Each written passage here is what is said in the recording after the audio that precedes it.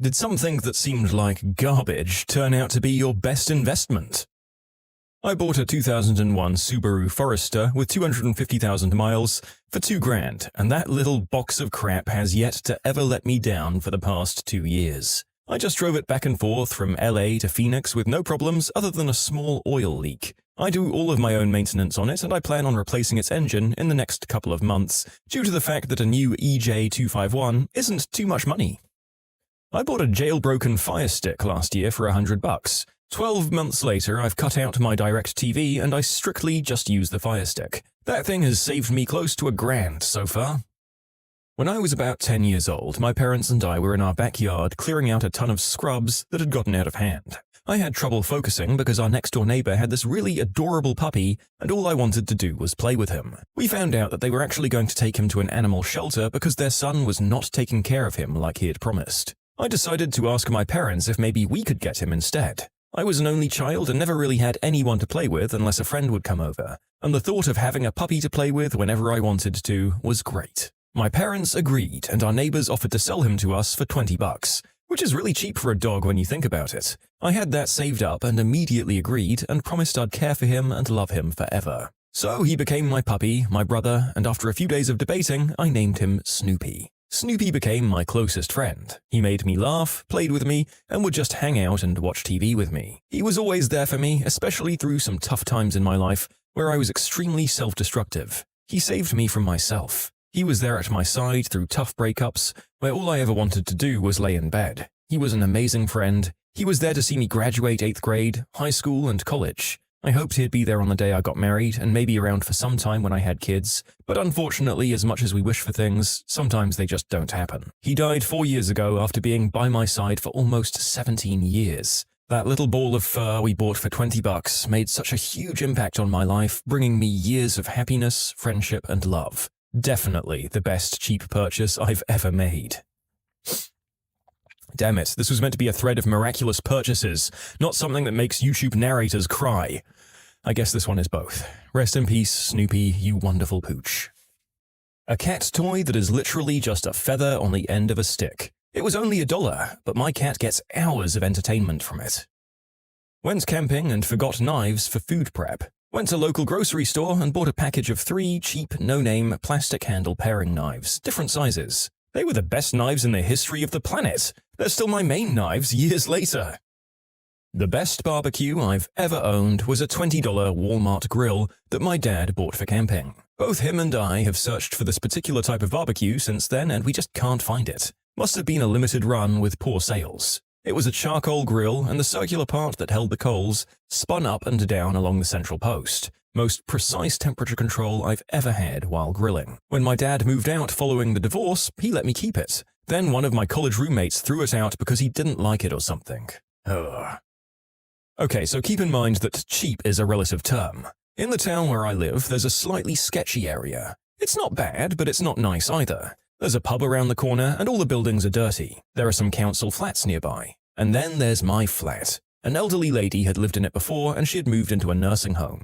The flat went up for sale. A few people came to the viewings, and of the people who did, nobody wanted to show it the TLC that it sorely needed. It was built in the 1970s and has been refurbished once in the early 90s. Done details are still original, like the fuse box, which sometimes has fireworks inside of it. The floors were covered with an awful carpet the color of a rotting peach. The windows were dirty and covered with greasy blinds. It was a piece of work. I got it for cheap, way below my budget, and I spent several weeks doing it up on evenings and weekends. I ripped down grimy old wallpaper and tore up the carpet. I painted the walls and got rid of the blinds. I contracted someone to do the bathroom and floors for me. Now it's a mid-century modern flat type with a touch of Scandinavian minimalism. It was a sketchy, kinda cheap buy, but definitely my best one to date. In short, TLC turns sketchy to great. December 2012. Being out of Chicago, I bought a concert ticket through Craigslist out of Los Angeles for a one-night jazz concert hosted by none other than Tenacious D. After I paid through PayPal, the guy says he'd contact the venue to confirm the transfer. I bought my plane ticket and hotel room on good faith that this would work. I fly down the night before, go to Sunset Boulevard and get my room. The day of, I wait from 12 p.m. to 4 outside the venue by myself. I see at some point people loading equipment into the venue. I walk in through the side door, sit down at a random table for a bit, and end up talking with the production manager for the duo for a bit. I was told by him that hanging out was okay, but I'd be kicked out at 6 before rehearsal. 6 p.m. rolls around and I exit to get back in line. At this point, I'm now at the back of a 20-person line. An old lady proceeds to walk up to wait in line behind me. She's definitely not the age demographic for a Tenacious D concert. She proceeded to talk with me. "What time does the venue open? I'm supposed to be inside already." I tell her 8 p.m. Being that we're at a jazz club, I think maybe she's here for the wrong show. I ask her who she's here to see tonight. She says, "My son and daughter are playing here tonight." I respond, "Well, who's your son and daughter?" "Oh, my daughter," I can't remember her name, "and my son Jack." "Oh, right, let's get you inside." She holds my shoulder with one hand, cane in the other, and I bring her to the front door and knock real hard. The bouncer opens the door and I say, "I'm here with Jack's mom and I need to get her inside." "All right, second booth on the right." We walk in, I get halfway to her assigned seat, and an older gentleman meets me halfway and takes her the rest of the way to her seat. He comes back, thanks me, and talks with me for another 20 minutes while rehearsal's going on. Turns out it's Jack Black's stepdad. Rehearsal wraps up and he asks me if I want to meet his stepson. Heck yeah, I do. To wrap up the story, I get to meet Jables, Rage Cage, Cones, the electric guitarist, Spike, the bass, Brooks, the drummer. They all sign my vinyl collection, including OG, POD, ROTF, Jazz, and the Brutal Legend vinyl sleeve, and I got my pictures with all of my heroes. I then stand up in front row to the greatest jazz concert ever, sitting next to Billy Zane, the evil bald guy from the Titanic movie. To be honest, I don't even know if my Craigslist ticket purchase was legit or real, but I still got to see the show, meet my heroes face to face, and have this epic story to tell. Sometimes just walking into a place like you belong there can just work. In this case, under the guise of Jack Black's mom's caretaker. Not sure what you paid for the ticket, but it sounds like it was 1,000,000 times more than worth it in any case. $5 for a pack of 2 pairs of earbuds from Amazon. They were the best I've ever used. One lasted me a whole school year, the others I gave to a friend. I bought plane tickets from Pittsburgh to Dublin, Ireland from a sketchy site. It involved 3 layovers and 2 airlines. The company had 1 to 2 star reviews on every website I went to, and I didn't find a single positive review, but I bought the ticket anyway. After 20 hours, 4 flights, and a really sketchy layover in Portugal, I'd flown across the Atlantic with no problem for $200. A picture frame I got from the dollar store. People keep telling me how fancy it looks. I got my wedding dress for $250 offline. It's quality and fits like a glove. I financed a $400 mattress from a furniture store and it wasn't very comfortable, plus serious buyer's remorse. I returned it 30 days for a full refund and decided to take a chance on a $400 mattress from Amazon. One of the best purchases I've ever made. Super comfortable and far cheaper than the equivalent store mattresses.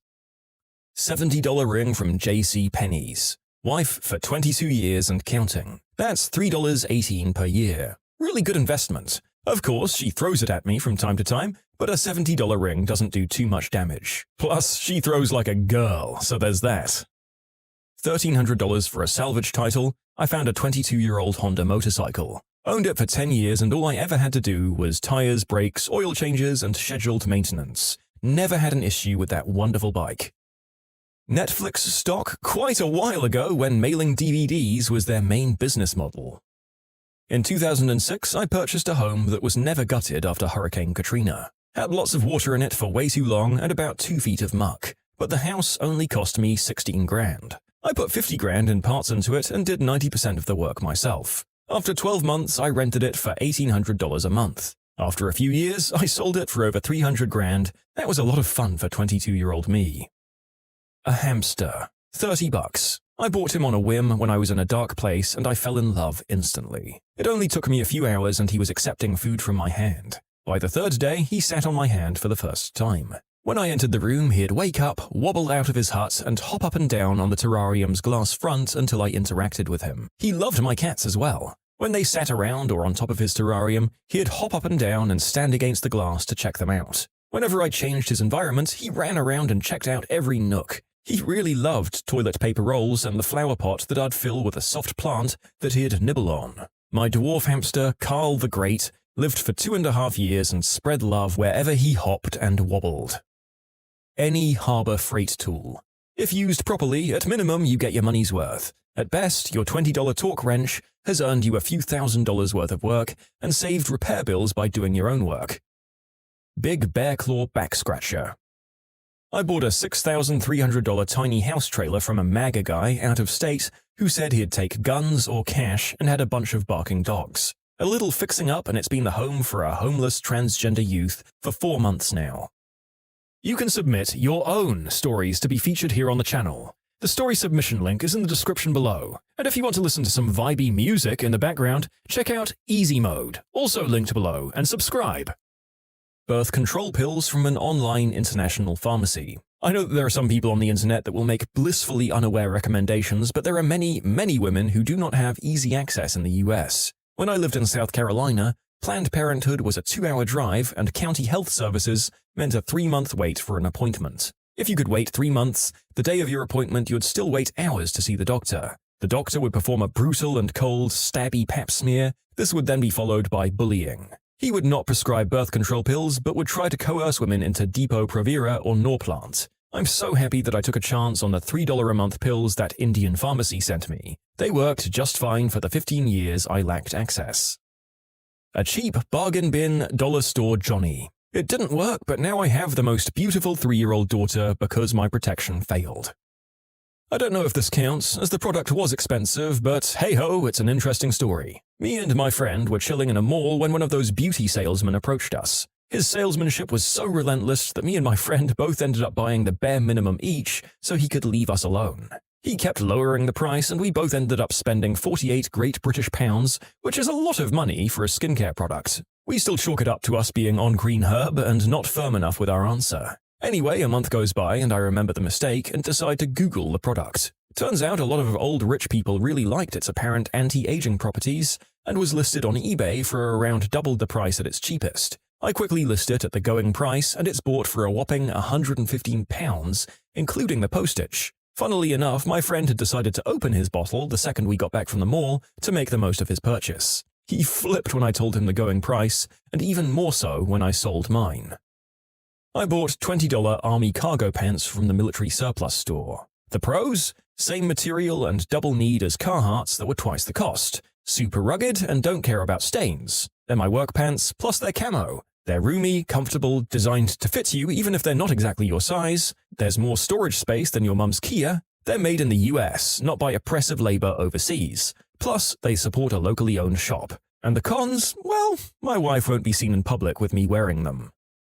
Melamine sponges from China. I hated having to buy a small pack of Mr. Clean Magic Erasers so often, so I tried to find them in bulk. I call them Mr. Wee's Magic Erasers because it came from a Mr. Wee. Pair of $11 ankle boots from Walmart. They actually fit, which is amazing in itself because I have freaky feet that don't fit most women's shoes. They're so comfy, they looked cute with any and all pants and lasted for several years. I still miss those damn boots years later.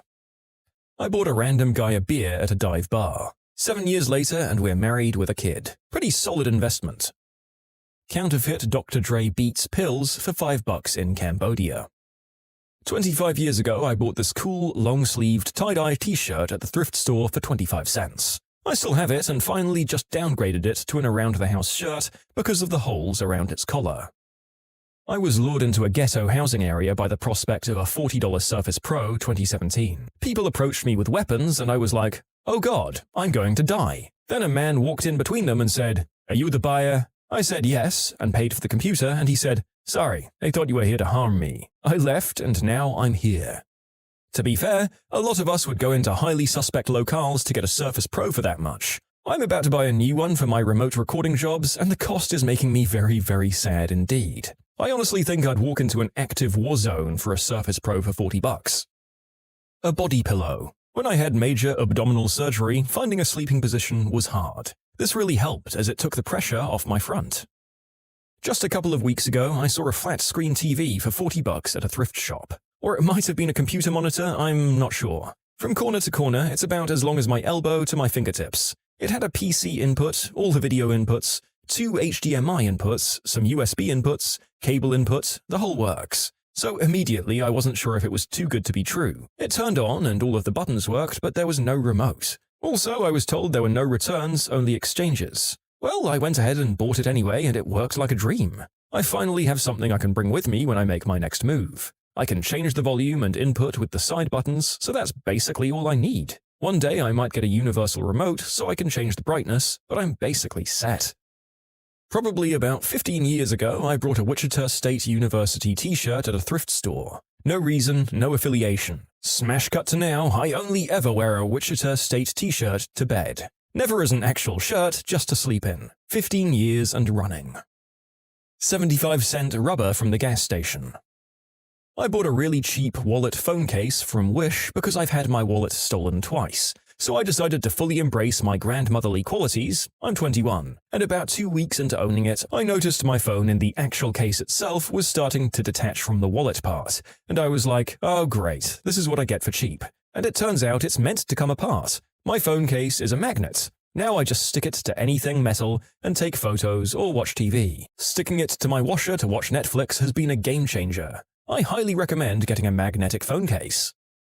A tour guide approached us outside the Vatican offering the best discounted Vatican tours. This guy was the definition of sketchy. But we were like, oh, what the hell, when in Rome? Pun intended. It was indeed a discounted tour and turned out to be a highlight of our trip to Rome.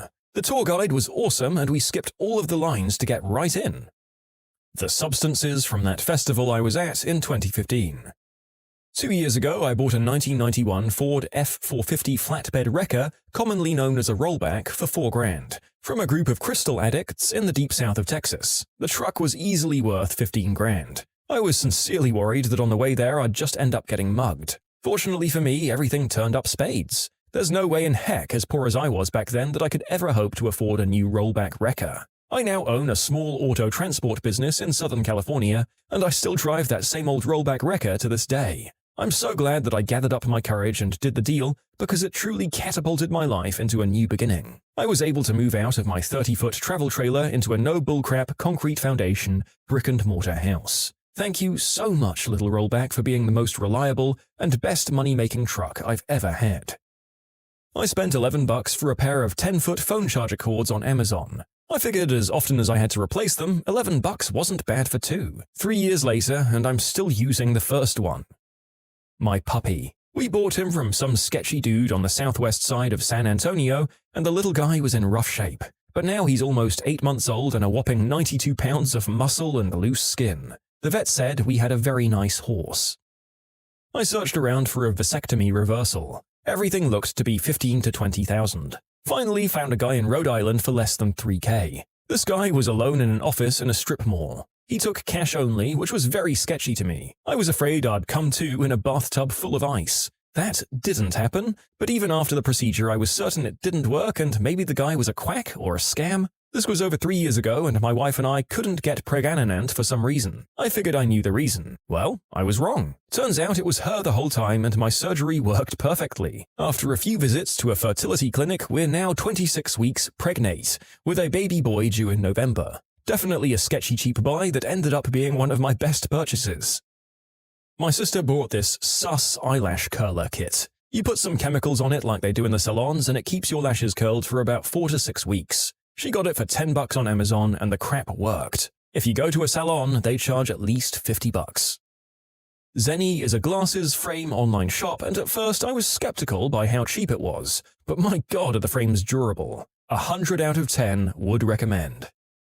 I built my own mattress. I was online shopping and I stumbled upon several mattress-in-a-box companies such as Purple or Casper. I noticed that they constantly had diagrams on their websites that showcased the different layers of foam they use to construct their mattresses. I simply went to a foam wholesaler and in the dimensions of a queen mattress, I ordered different types of foam: standard, soft, memory, eggshell, in varying thicknesses. I stacked them all up on top of one another and I've slept like a baby for the last 2 years. It cost me $300 as opposed to a similar mattress from an online site that would have cost hundreds more. 15 years ago, I was getting deployed for the first time. I wanted a backpack as a carry-on, but it had to be solid black. Went to a few places and ended up at Dick's Sporting Goods. I found exactly one bag that was solid black and it was perfect, but it didn't have a tag. Went to the register and the guy spent 10 minutes with 2 managers trying to figure out which bag it was so they could ring it up. They finally asked me, well, how much is it worth to you? I replied that I needed it to deploy in the morning, so I'd pay whatever they wanted, and they charged me $10. It's a Kryptonics backpack that's no longer made now. I've taken it on 4 deployments, 3 TDYs, all over the country, and it made it through my BS and MS degrees. I'm now using it to pursue my PhD, and it's a bit ragged, but I love this darn bag. I got this Kiwi brand knife, made in Thailand of course, for like $6. It was over 10 years ago when I lived in Melbourne, and that baby can still be sharpened into a razor. It's the best frickin' knife ever. You could cut silk with this thing. It's hacked through PVC, dismantled so many chickens, turned onions into confetti on the reg, and it still slices a tomato like it's a goddamn katana. Truckers, what creepy things have happened to you while you were parking overnight somewhere? Pulled over for a break on the way to Melbourne from Sydney at a truck stop. No streetlights or anything, pitch black. No other trucks or cars at the stop. I turn off my lights. I switch the truck off, do the curtains, lock the truck from both sides, jump into bed, set my alarm, and set my phone above me in the compartment. I was rolling over from side to side for around 5 to 10 minutes. I couldn't get to sleep due to it being prime summertime temperatures, reaching around 30 degrees at night. I'm looking up at the ceiling, mentally planning out the day ahead. Suddenly, the passenger side door opens up slightly. Cabin lights turn on. What the frick? Now, the truck is a fairly late model and in pristine condition, so there's no question about door being faulty or anything. I just sat there for what felt like an eternity, expecting someone to come up and see me sitting there with the solid rod in my hand we use for tightening belts. No one came up, nor was there any noise at all, just quiet, eerie silence. I grabbed my torch and jumped down, walked around the truck. No other trucks were around, nor were there any cars. It was just me and my fully loaded B-double. After around 5 to 10 minutes of getting screwed around with, I locked up and went to bed again. Woke up the next morning, yawned, fixed myself up along with the bed, opened the curtains, and FML, there's a cemetery next to the stop where I parked. Hunger and laziness all escaped upon realization. Grabbed the keys, screw putting my shoes on, screw putting pants on, switched the truck on, and just got the flip out of there ASAP. I have an Aussie story for you. My friend's dad was a trucker out of Perth, and this is the only story I've heard that's really given me the creeps. So he's driving back to Perth in convoy with a mate of his, back to back, through the Nullarbor. If you know anything about Aboriginal legend, the Nullarbor is where the ancestors' spirits walk, and also prime Yowie country. They radio each other because they realize they need to rest up and decide to sleep through to dawn and make Perth in the morning. So they pull over in the middle of the vast nothingness, lock up, and hunker down for the night. At some point in the blackness, my friend's dad wakes up with this intense feeling of being not just watched, but stared down. He's not a superstitious guy either. He's a proper no-nonsense countryman. He says he just had this gut feeling that something was out there and wanted him gone. He says he scrambles up to the cab and checks his keys and turns his lights on. And at that exact second in the middle of the night, his mate does the same. Both trucks roar into life, and they take off down the highway without a word spoken between them. Later, his mate says he felt the same predatory state and fear for his life, so hard that he'd have just gone too. I don't know how true it is, but it's a good story and pretty creepy. I understand that in the past my faux Australian accent has led to some mixed reactions in my previous videos, which delights me. However, I really didn't think it could stand up to 2 longer stories from Australia in a row. I'll get you next time, Aussies. I used to haul saltwater off of well sites in Oklahoma on the night shift. I was standing at the rear of my trailer as I was loading out in BFE somewhere when I heard gravel crunching like someone was walking toward me. Got that feeling where you feel like you're being watched. Stepped around the trailer toward the sound and shined my flashlight at a cow licking the side of my trailer. I am cow, and when it's late and all the men have parked their freight, and when I find a man who's stuck, I walk right up. I lick the truck. Back when my dad was a truck driver, he stopped to sleep in a lot one night. The guy he leased his truck from happened to see him parked there, and in the morning when my dad went to the restroom, this guy used a spare key and hid in the sleeper. Once my dad was on, starting to leave, the guy reached out and grabbed him. My dad said he freaked out, so he just bailed out of the truck. It was moving around 5 miles per hour.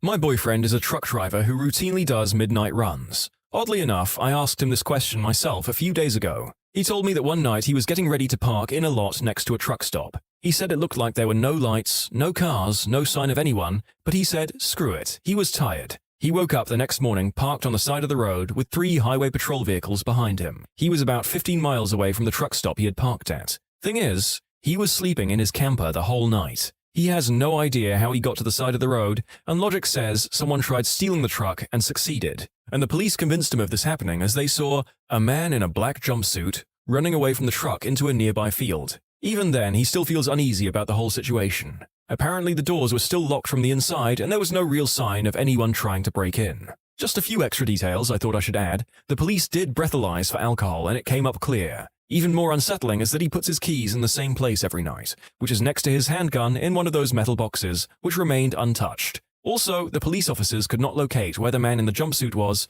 or could have gone. It was an open field with no building in sight. And they didn't actually stop the truck or see it moving. The only reason they decided to check on the truck was because of a call they received from a worried woman. Everyone was weirded out, couldn't really issue any real fines, so they let my boyfriend leave.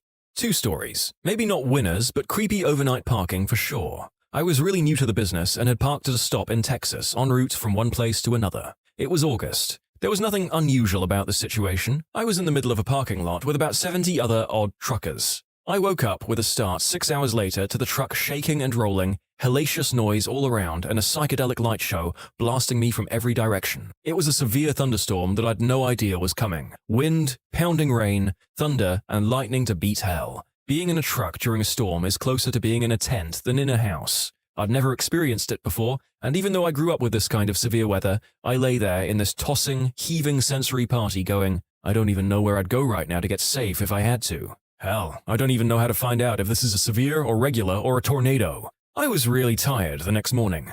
I parked for the night somewhere in southwest Michigan on the way to Grand Rapids. Again, a truck stop full of trucks. Shut down and went to bed. I woke up looking at one of the cabin lights, which was on. I think, fell asleep with the lights on again, genius. Then freeze. The light I'm looking at only comes on if you deliberately turn it on, which I never did, or if the door is open. Just then, I felt the slight roll of the cab that's telltale whenever someone is climbing up.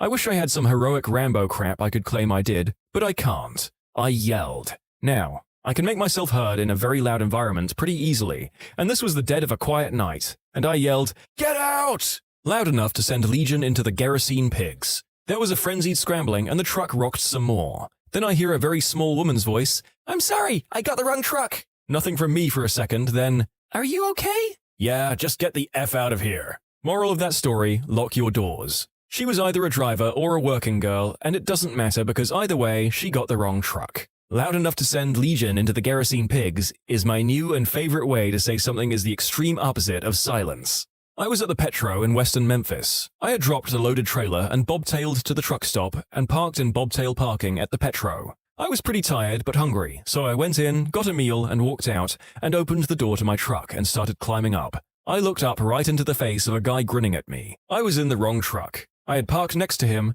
We both drove for the same mega carrier, so the trucks were identical. He had watched me go in and knew what was up. We both had a good laugh about it, and I went to my truck and crashed. If the storyteller is anything like me, the realization of the mistake was probably preceded by at least 20 seconds of high-pitched screaming when he climbed into bed to a grinning face. No, thank you. A couple years ago, I was sleeping in my van in North Hollywood after getting off of work. I had the seat folded down and a long plywood plank with a mattress on top of them. So I was elevated at the windows level, but they were tinted. Woke up one night and was startled by a guy standing outside staring into the van and talking to himself. I realized he wasn't trying to look in, but was looking at his reflection. I don't know how long he had been there, but he was there for another 15 minutes until he staggered off.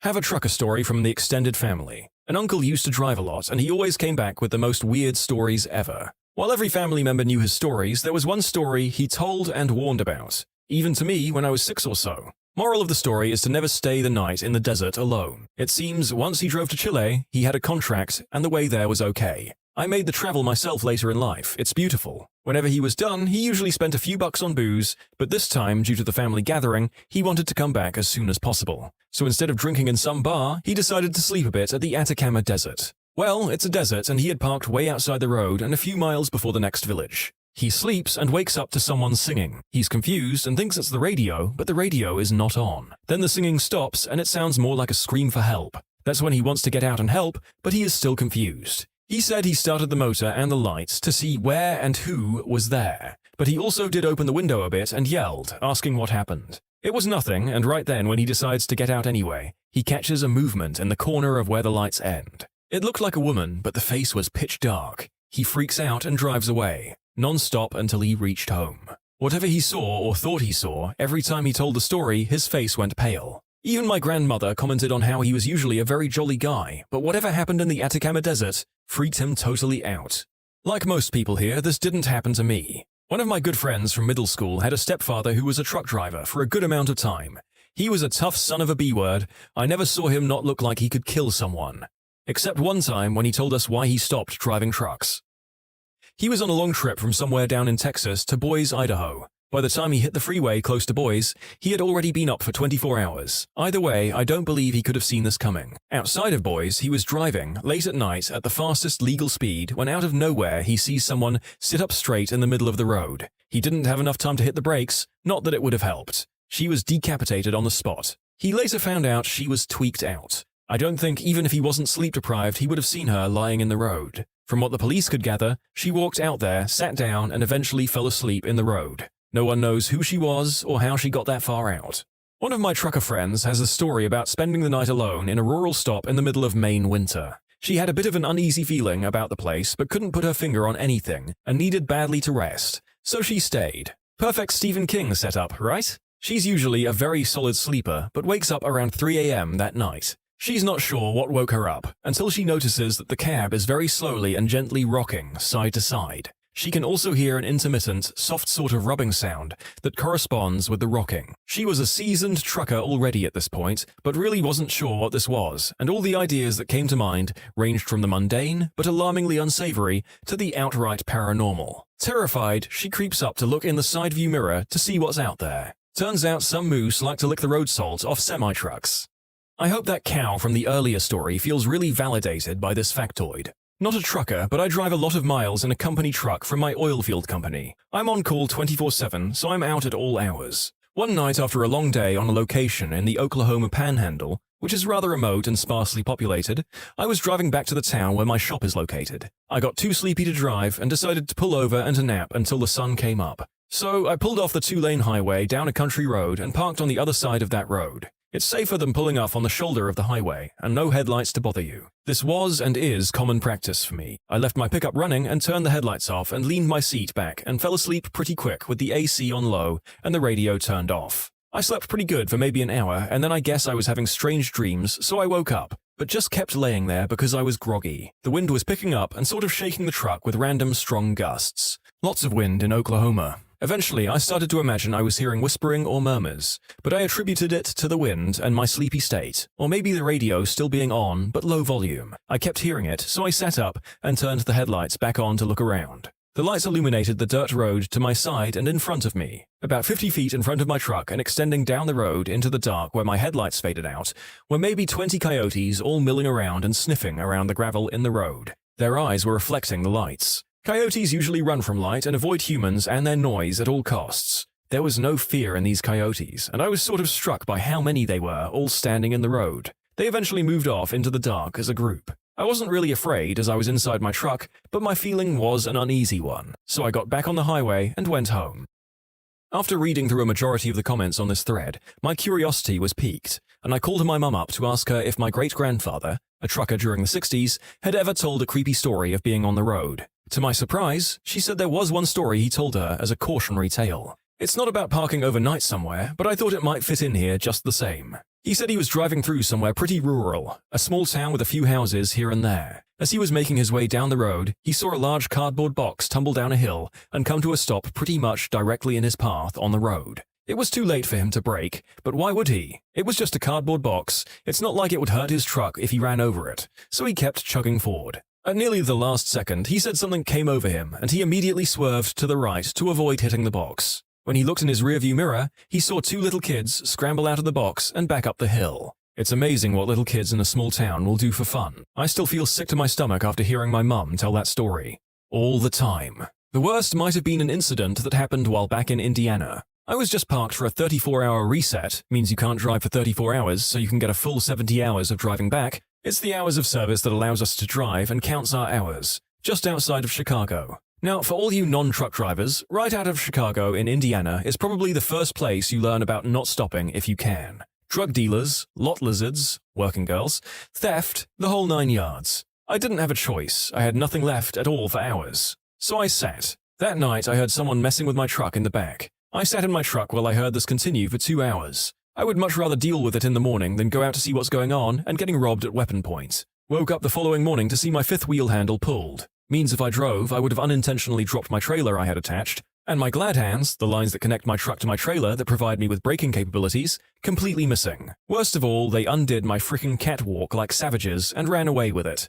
My father-in-law is a trucker in Australia. He told me a story one night in the middle of the outback. Not a soul in sight and hundreds of kilometers between towns. Australia is huge, especially on the west coast where we are. Pitch black night, a tire blows out. He pulls out to the shoulder and starts the task of changing. Feeling uneasy, he keeps looking over his shoulders. Something isn't right. Working fast, telling himself to stop being a scaredy cat. Then, all of a sudden, a hand lands on his shoulder. "Hey there, mate. You have a spare smoke?" An Aboriginal man was right next to him like it was a normal thing. In the middle of nowhere, in the middle of the night. He says, "Nah, mate, I don't smoke." So the man just walks away into the darkness. He reckons he aged about 20 years that night.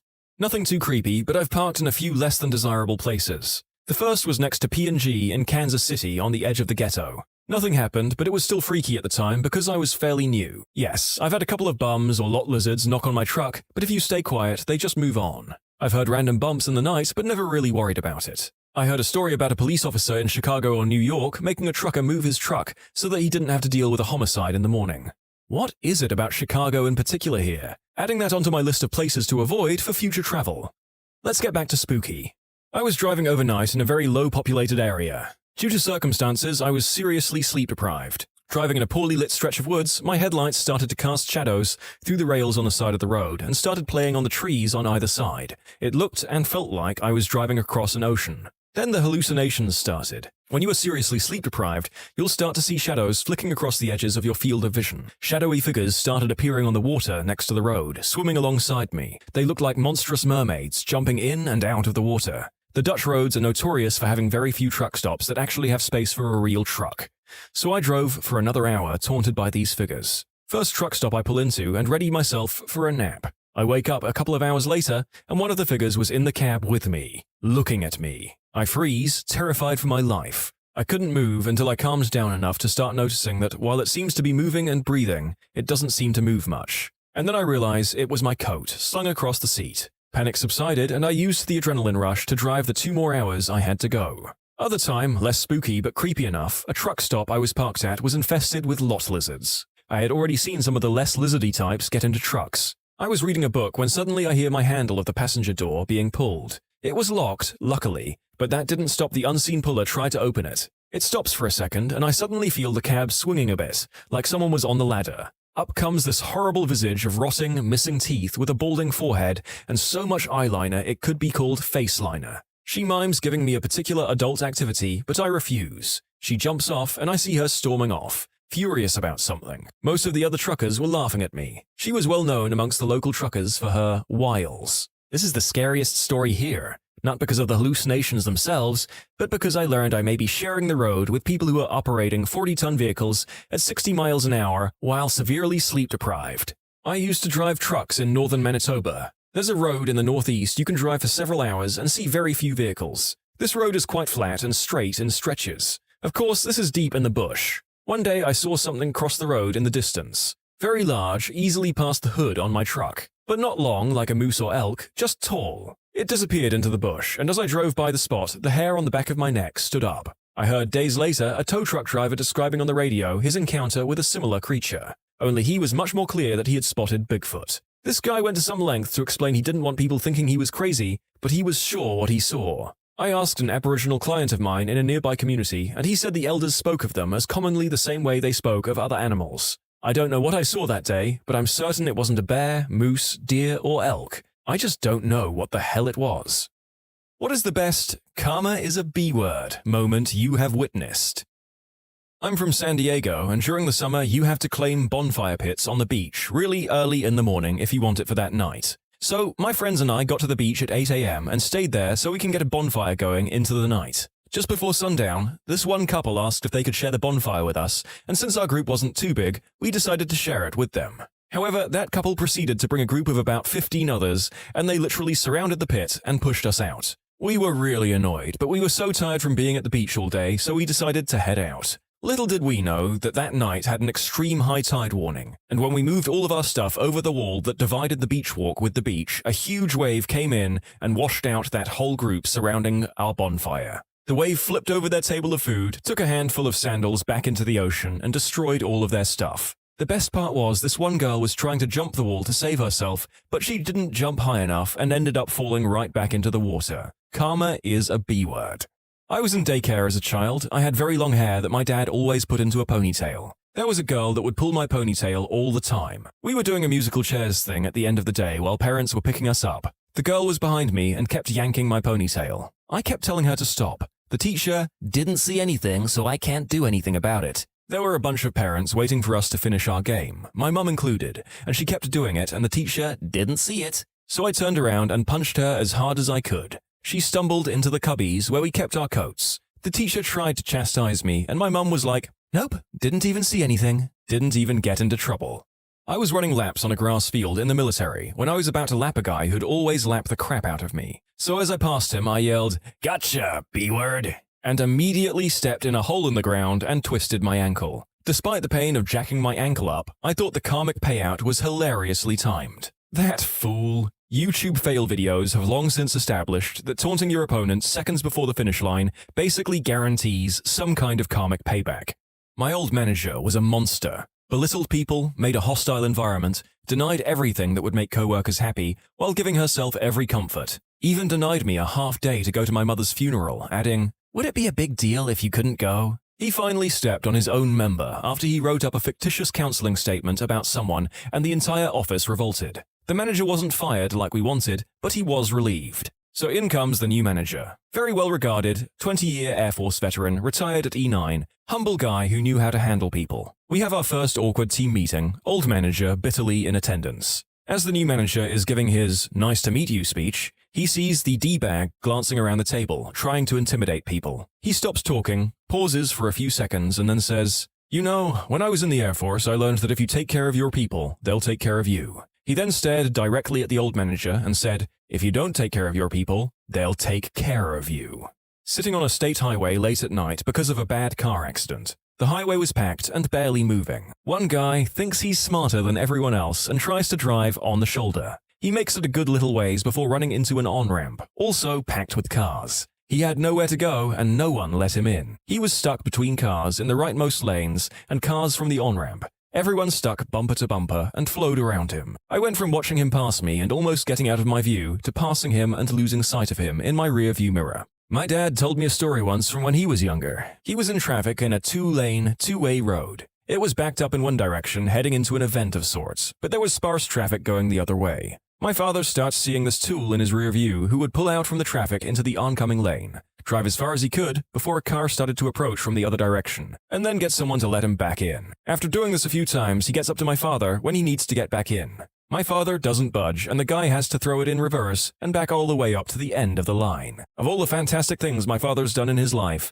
and all the lessons he's taught me, if I've taken one thing away, it's that I will never let that guy in. I love highway justice. My husband and I like to call people like that the D-word of the mile, because there's always one.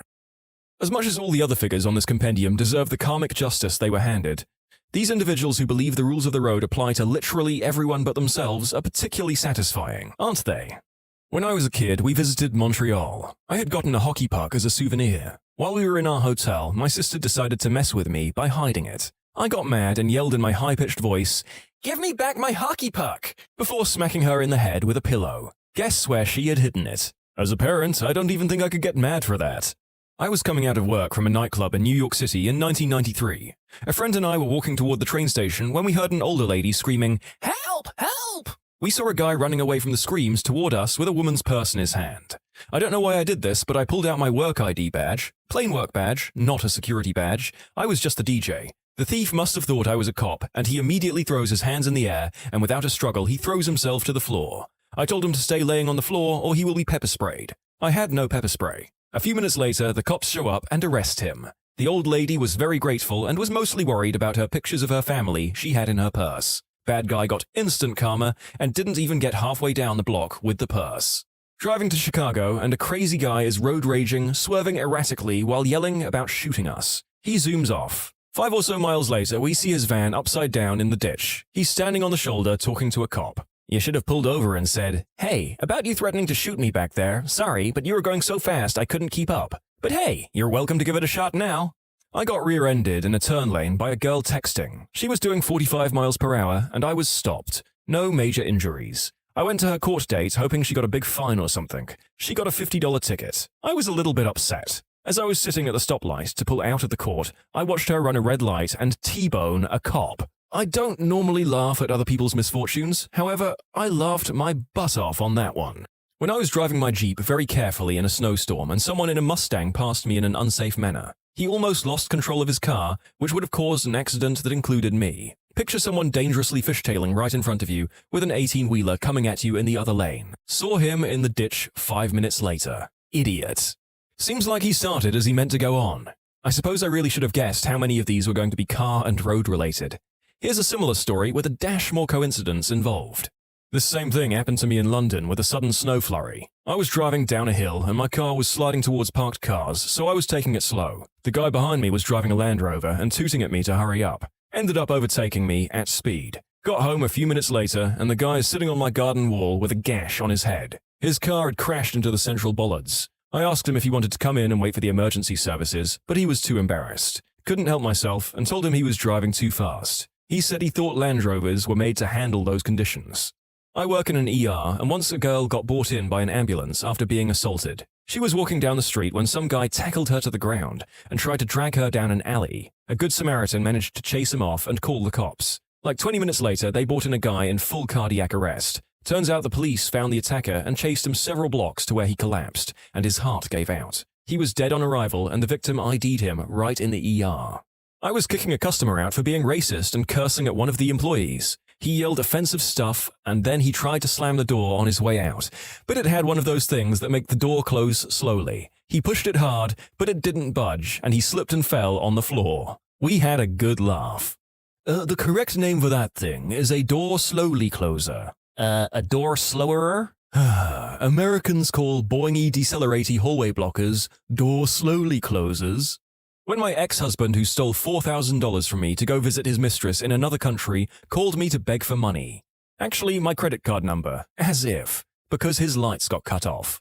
The other day, I was taking my dog for a walk around the neighborhood. She squatted down to take a poop, and I reached for my doggy bags only to realize I was fresh out. So I peeked around, making sure nobody was looking, and I just left it. 10 minutes later, I'm walking across the road, and I cut through a thin grass median in the center, and what do you know? I step in dog poop. I wasn't even mad. I knew I deserved it. When I was in my first grade, my class had recess, and this bully pushed me to the ground. I fell and was about to go off on the kid when this fourth grader came over, lifted the kid up, and took the kid over to the principal. Karma is the best. A very similar thing happened to me when I was in first grade, but there were a few key differences. The bully wasn't alone. There were 3 second graders, one of whom was the leader. I kicked his goons' butts before he took me on himself. They started it. I was on the monkey bars and they came up under me and started twisting my legs, so I fell. The guy who ended up saving me was in 3rd grade, not 4th. He didn't take the bully to the principal, just carried him a few feet away and dropped him. The guy who came to help me was my brother, which was interesting because he was usually the one giving me a hard time. It's the older brother Maxim. The only people that can beat up on my younger brother is me. I was at a party one time, and this one girl couldn't stop talking crap about this other girl that was coming to the party. The other girl shows up, and this dude picked her up and hugged her and spun her around in a way where her foot kicked the girl that was talking crap right in the face while she was sitting on the couch. Her beer spilled all over her, and she caught a black eye. Every script or so, there is one story in particular that causes the narrator to spit out his drink all over the screen, laugh outrageously in public, or have to stop for a solid 5 seconds while he wheezes with laughter. This was that story. Happened to me at work. Meth head was trying to pay with like 1,000 coins for a $5 scratch-off. She tried to say she was only 10 cents short, ended up being over $1 short, then complained and said any decent person would have spotted her the money. Pretty much told her she could go down the street and try there if she'd like. She pulled out a 20 and bought 2. As she walked out the store, she said, "Karma is a B-word." When she got to her car, a cop pulls up behind, blocking her in. They proceed to search the car, then arrest her and her boyfriend. It was hilarious. F her. So let me get this straight. She tried to buy a scratch-off using a bunch of coins, got mad when nobody gave her $1, and then pulled a 20? F that B-word. A classmate in school broke one of his legs and was using crutches. He was about to go down the stairs, and another kid kicked one of his crutches down the stairs. I walked down there and got his crutch for him, and while walking back up, the kid who kicked the crutches came tumbling down and I moved out the way. The kid broke his arm. Did you hear that? Yeah, it sounded like someone fell down the stairs. No, it was actually the sound of sweet, sexy karma returning the favor.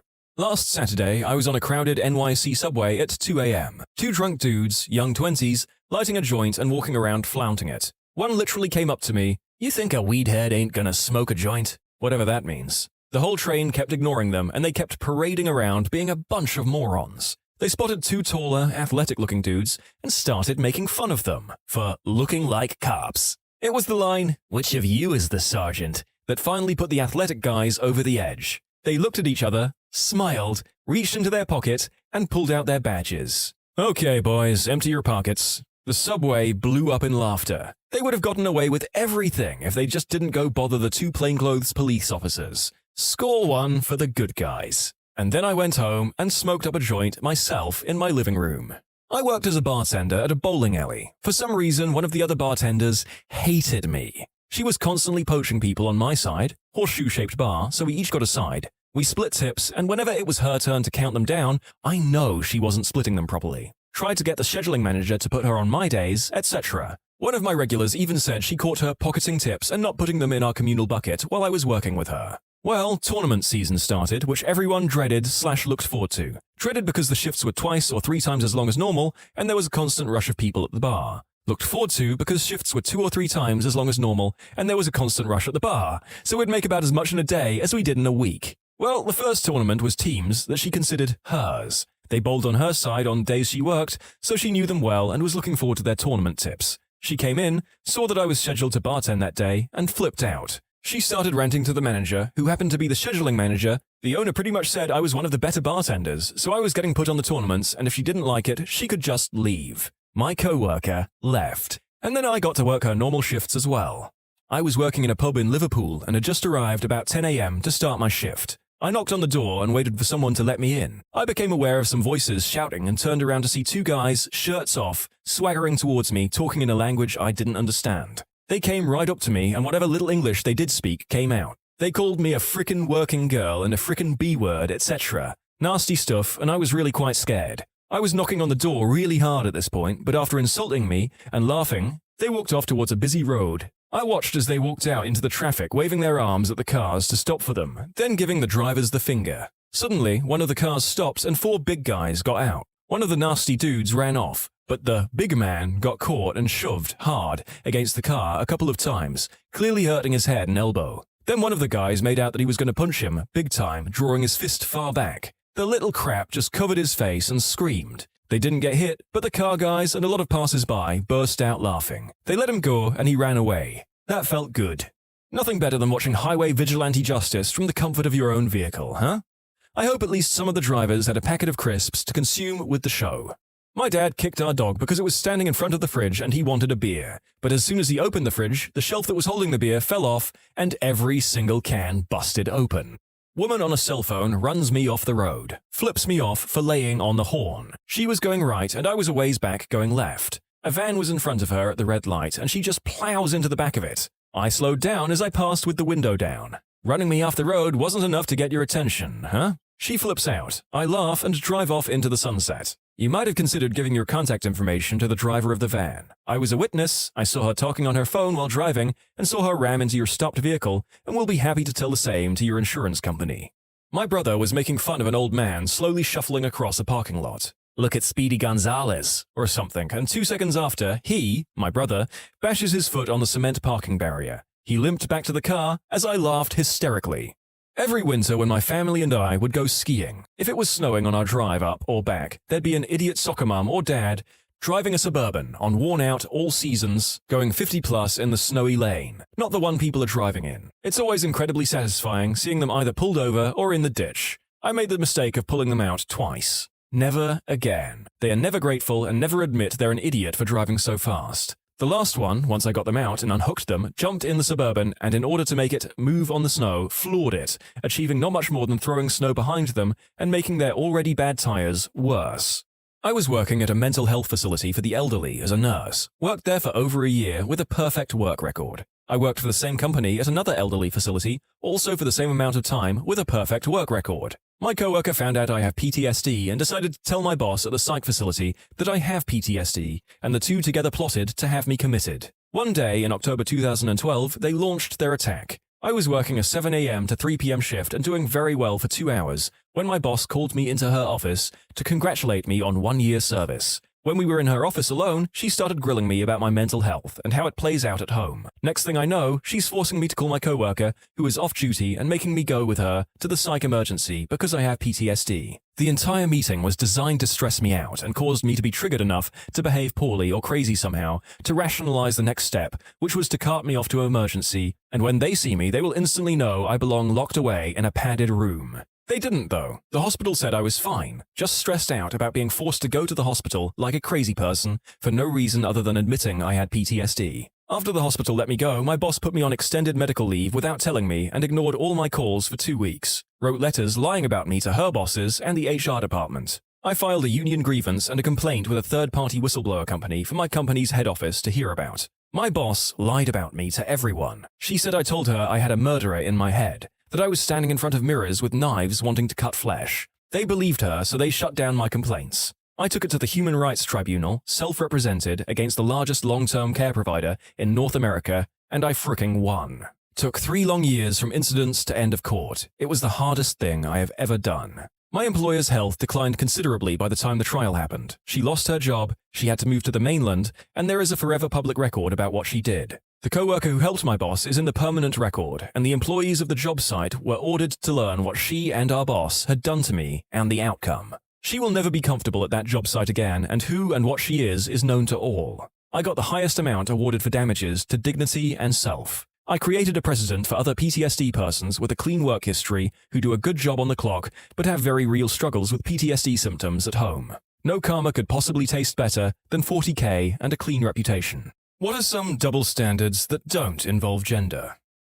When I was a little kid, if I left my toys out and one of my parents stepped on one, I got yelled at for leaving my toys all over the place. But if my parents left their tools out and I stepped on one, I got yelled at for not watching where I was stepping.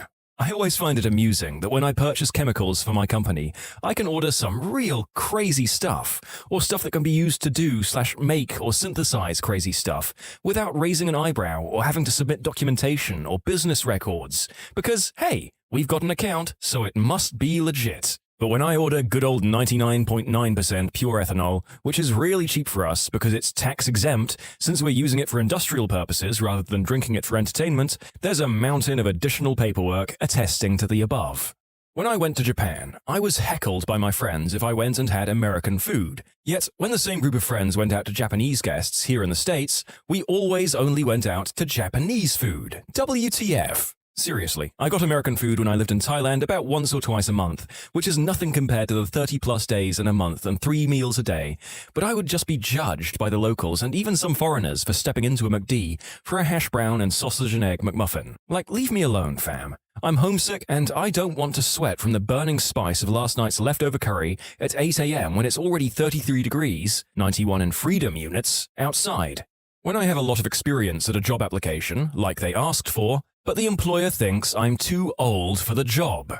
My parents say that our generation only does stuff so that we can take a picture and post it, and then whenever we go to do something, my parents take a ton of pictures so they can post them. My mother rants and raves about technology a crap ton. She's the epitome of the good old days, yet 90% of her time is Facebooking on her phone. My parents are the same way. They used to be big sticklers for little to no technology, didn't have a gaming system until late middle school, didn't have internet until high school, didn't get my first smartphone until college. But now, my parents are the ones with the most tech, and my dad makes at least 1 to 2 posts to Facebook a day. My brother and I, both in our 20s, have to pry my dad away from his iPad to join us for our family's meals or watch a movie together. My boyfriend's graduation ceremony was this past Saturday, and my dad was responding to emails and Facebook posts throughout the event. It's quite funny when we call him out on it too, because he says, "I'm just answering some emails," or responding to Facebook posts. So he's entirely self-aware that he's doing it, but in his mind, it's justified. I've always found my parents' tech habits more funny and cute than anything. I can see these people's points, though. At least growing up, my parents' technophobia got me out of the house a bit more than I might have got otherwise. Employers who expect you to stay late for hours of overtime on their whim, but get mad if you're even 5 minutes late in the morning. If I'm flexible for them, I think it's fair to be flexible for me. Such a nitpicky thing to destroy morale when it's already so bad from being forced to work late. Luckily, that was my old job, and I'm in a better place now. Bad parenting on their kid versus other people's kids. But my kid is special. Oh yes, I'm a twin with incredible parents. My middle school bully was a twin with terrible parents. They were twin sisters and would fight constantly in class. Like embarrassing screaming matches. My twin brother and I always got along, mostly due to his kindness and compassion through my moody and volatile adolescence. I was straight up B-word to him most of the time. However, we obviously fought sometimes. Once we were having a small argument in the hallway. I was accusing him of taking my silly bands to give to his little girlfriend, or some middle school drama thing, and my bully's mother, who was the superintendent of my school, called my parents and told them my brother and I were fighting at school and needed to be controlled. She didn't even approach us first. She could have definitely broken up our little argument by just talking to us. We weren't screaming or even talking very loud. I was just very clearly mad at him. I don't know if she saw the argument herself, or if one of her daughters told her we were fighting or something. Meanwhile, her kids interrupted half of class every day, and they didn't even get sent to the office.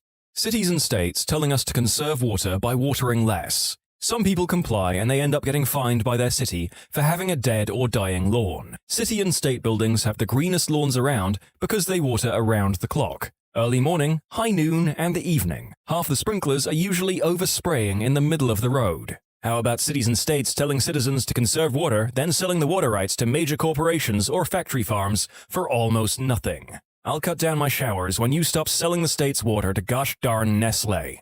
Celebrity overdoses. Oh, such a tragedy. Addiction is a disease. When anybody else overdoses, oh, gosh darn junkie, what did they expect to happen?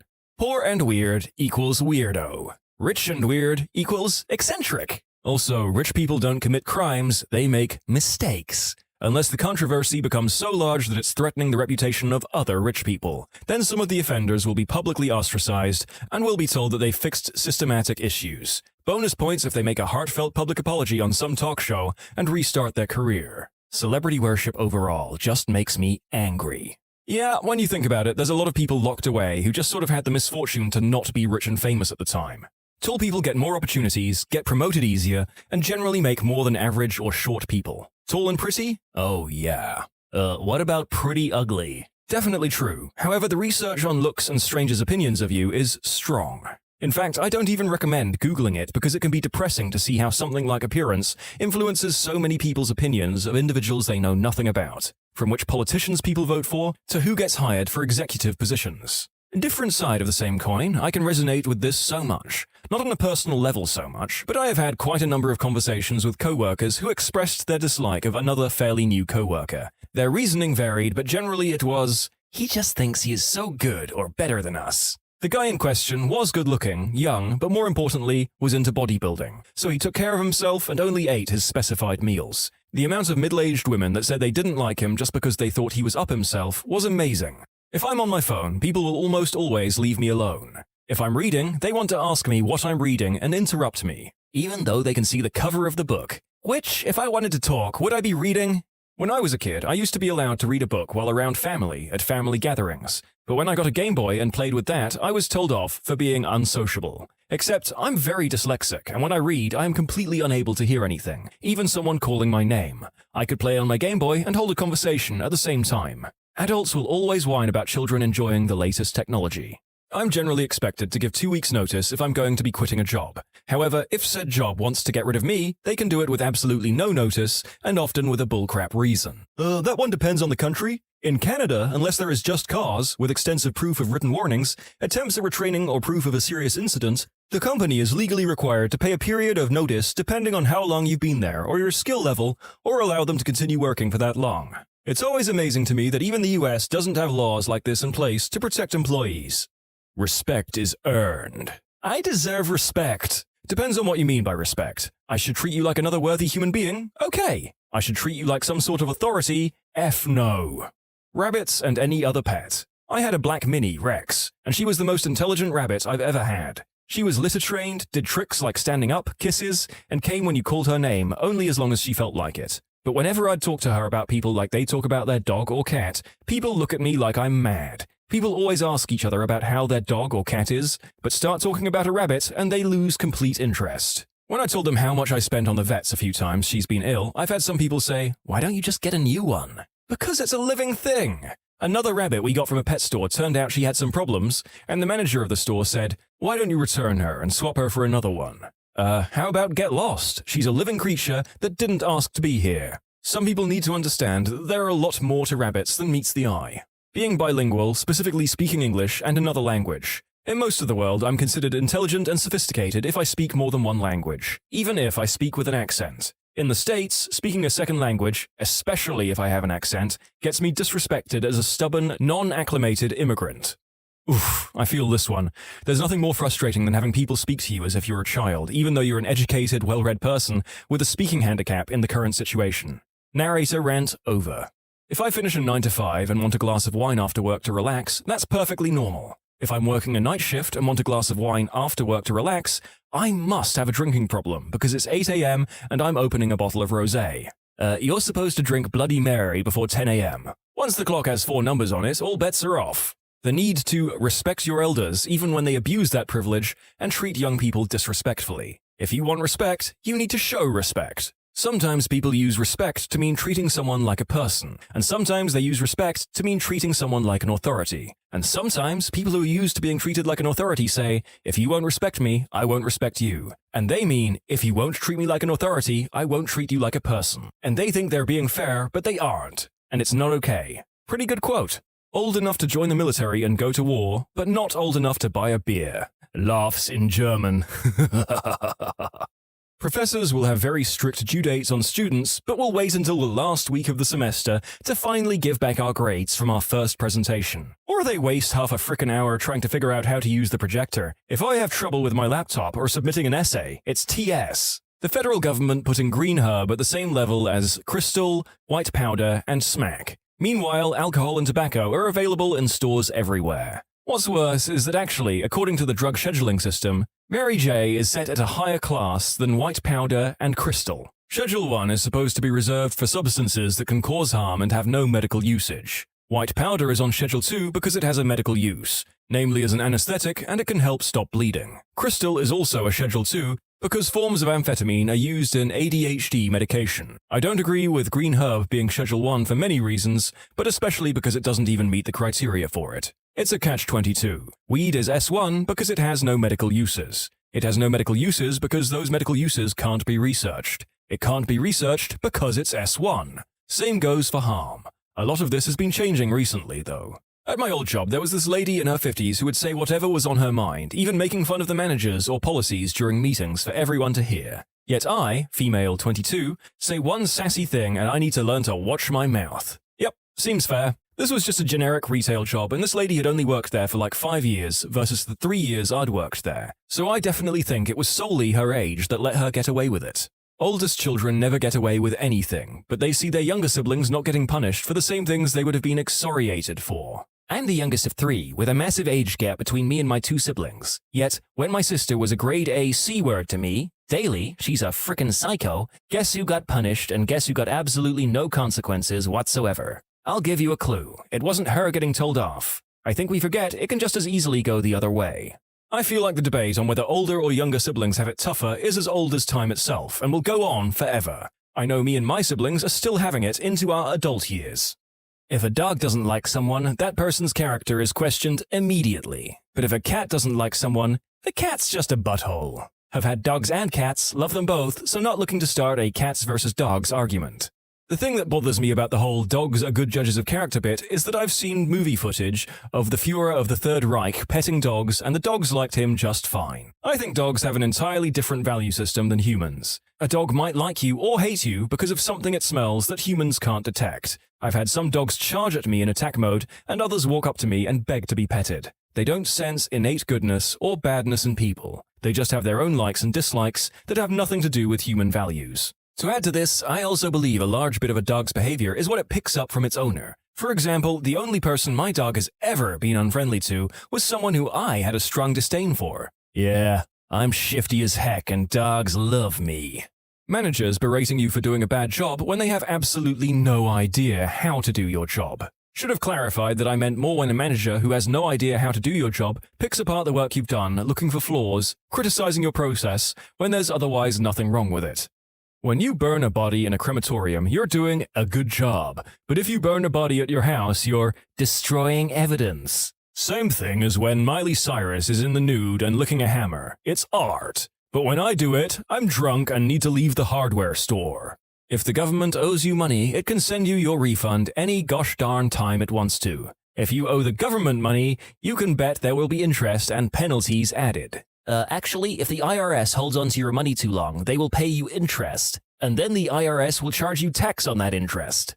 Work smart, not hard, only applies to people who aren't usually smart. People with a good record are assumed or expected to do a better job than their peers with the not-so-great levels of achievement. This would be okay, except for the fact that the person with a good record could be punished for producing the same quality of work as the other person, simply because they're capable of more. I'm all for personal growth and doing your best, but sometimes the job simply doesn't require the extra effort. It's ridiculous to ask me to go above and beyond when I could save my energy for something that actually takes more work and deserves more time. It's okay for old people to be bigoted and close-minded because they grew up in a different time, whereas young people are just considered ignorant a-holes. Which is why I refuse to acknowledge he's just set in his ways as an excuse. No, he's just stubborn and refusing to change. Now, if they have a legitimate memory problem like Alzheimer's or dementia and aren't in their right mind, that's different. They actually cannot help that. As there often are in these chat rooms, there was a recurring theme in this one, that one being generational differences and entitlement. I have filtered it down to a much smaller representation for the sake of variety. Having kids versus not having kids. A good friend and co-student and I are in very similar situations. We both started studying medicine after 8 years of working in the same hospital. He's married. I live with my girlfriend. We both have to take the train for about an hour, 45 minutes for me, 1 hour for him, to get to our university. We both had a lot of problems in our first year, especially with chemistry and biology. I recently asked to have one subject shoved into a later year, so I have more time to study anatomy and other important subjects and refresh my knowledge of chemistry to then be ready for biochemistry, a subject most med students struggle with. I was able to change my entire curriculum the way I wanted, granted, having to study 1 or 2 semesters longer, because I have a 3-year-old kid. They told him that his situation is not severe enough to grant him to study longer than usual, even though it could easily mean he won't be able to fulfill his dream. Charities for kids get funding. Clean water for kids, clothes for kids, food for kids, AirPods for kids, but try to get funding for adults. Kids are seen as innocent, but adults just need to stop being lazy and get a job.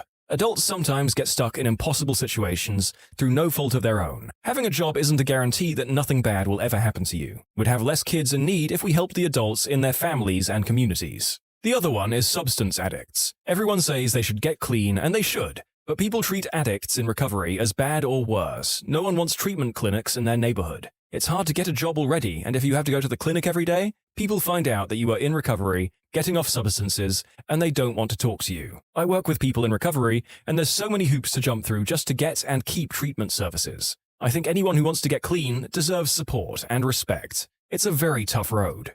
It's fine to say you're trying for a baby, but it's not okay to tell people you cream pie your wife on a daily basis.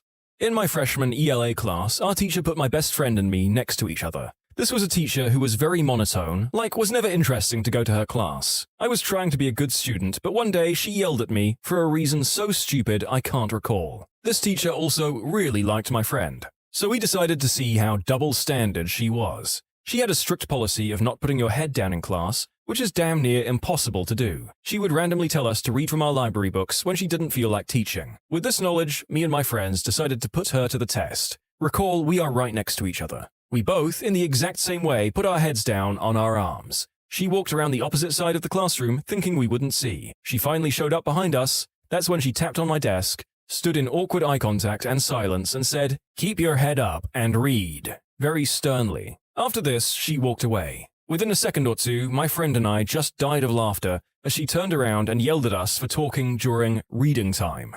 This isn't the only time we have done this. Streaking. At what age is it no longer okay to be bare naked or only wearing underwear in public?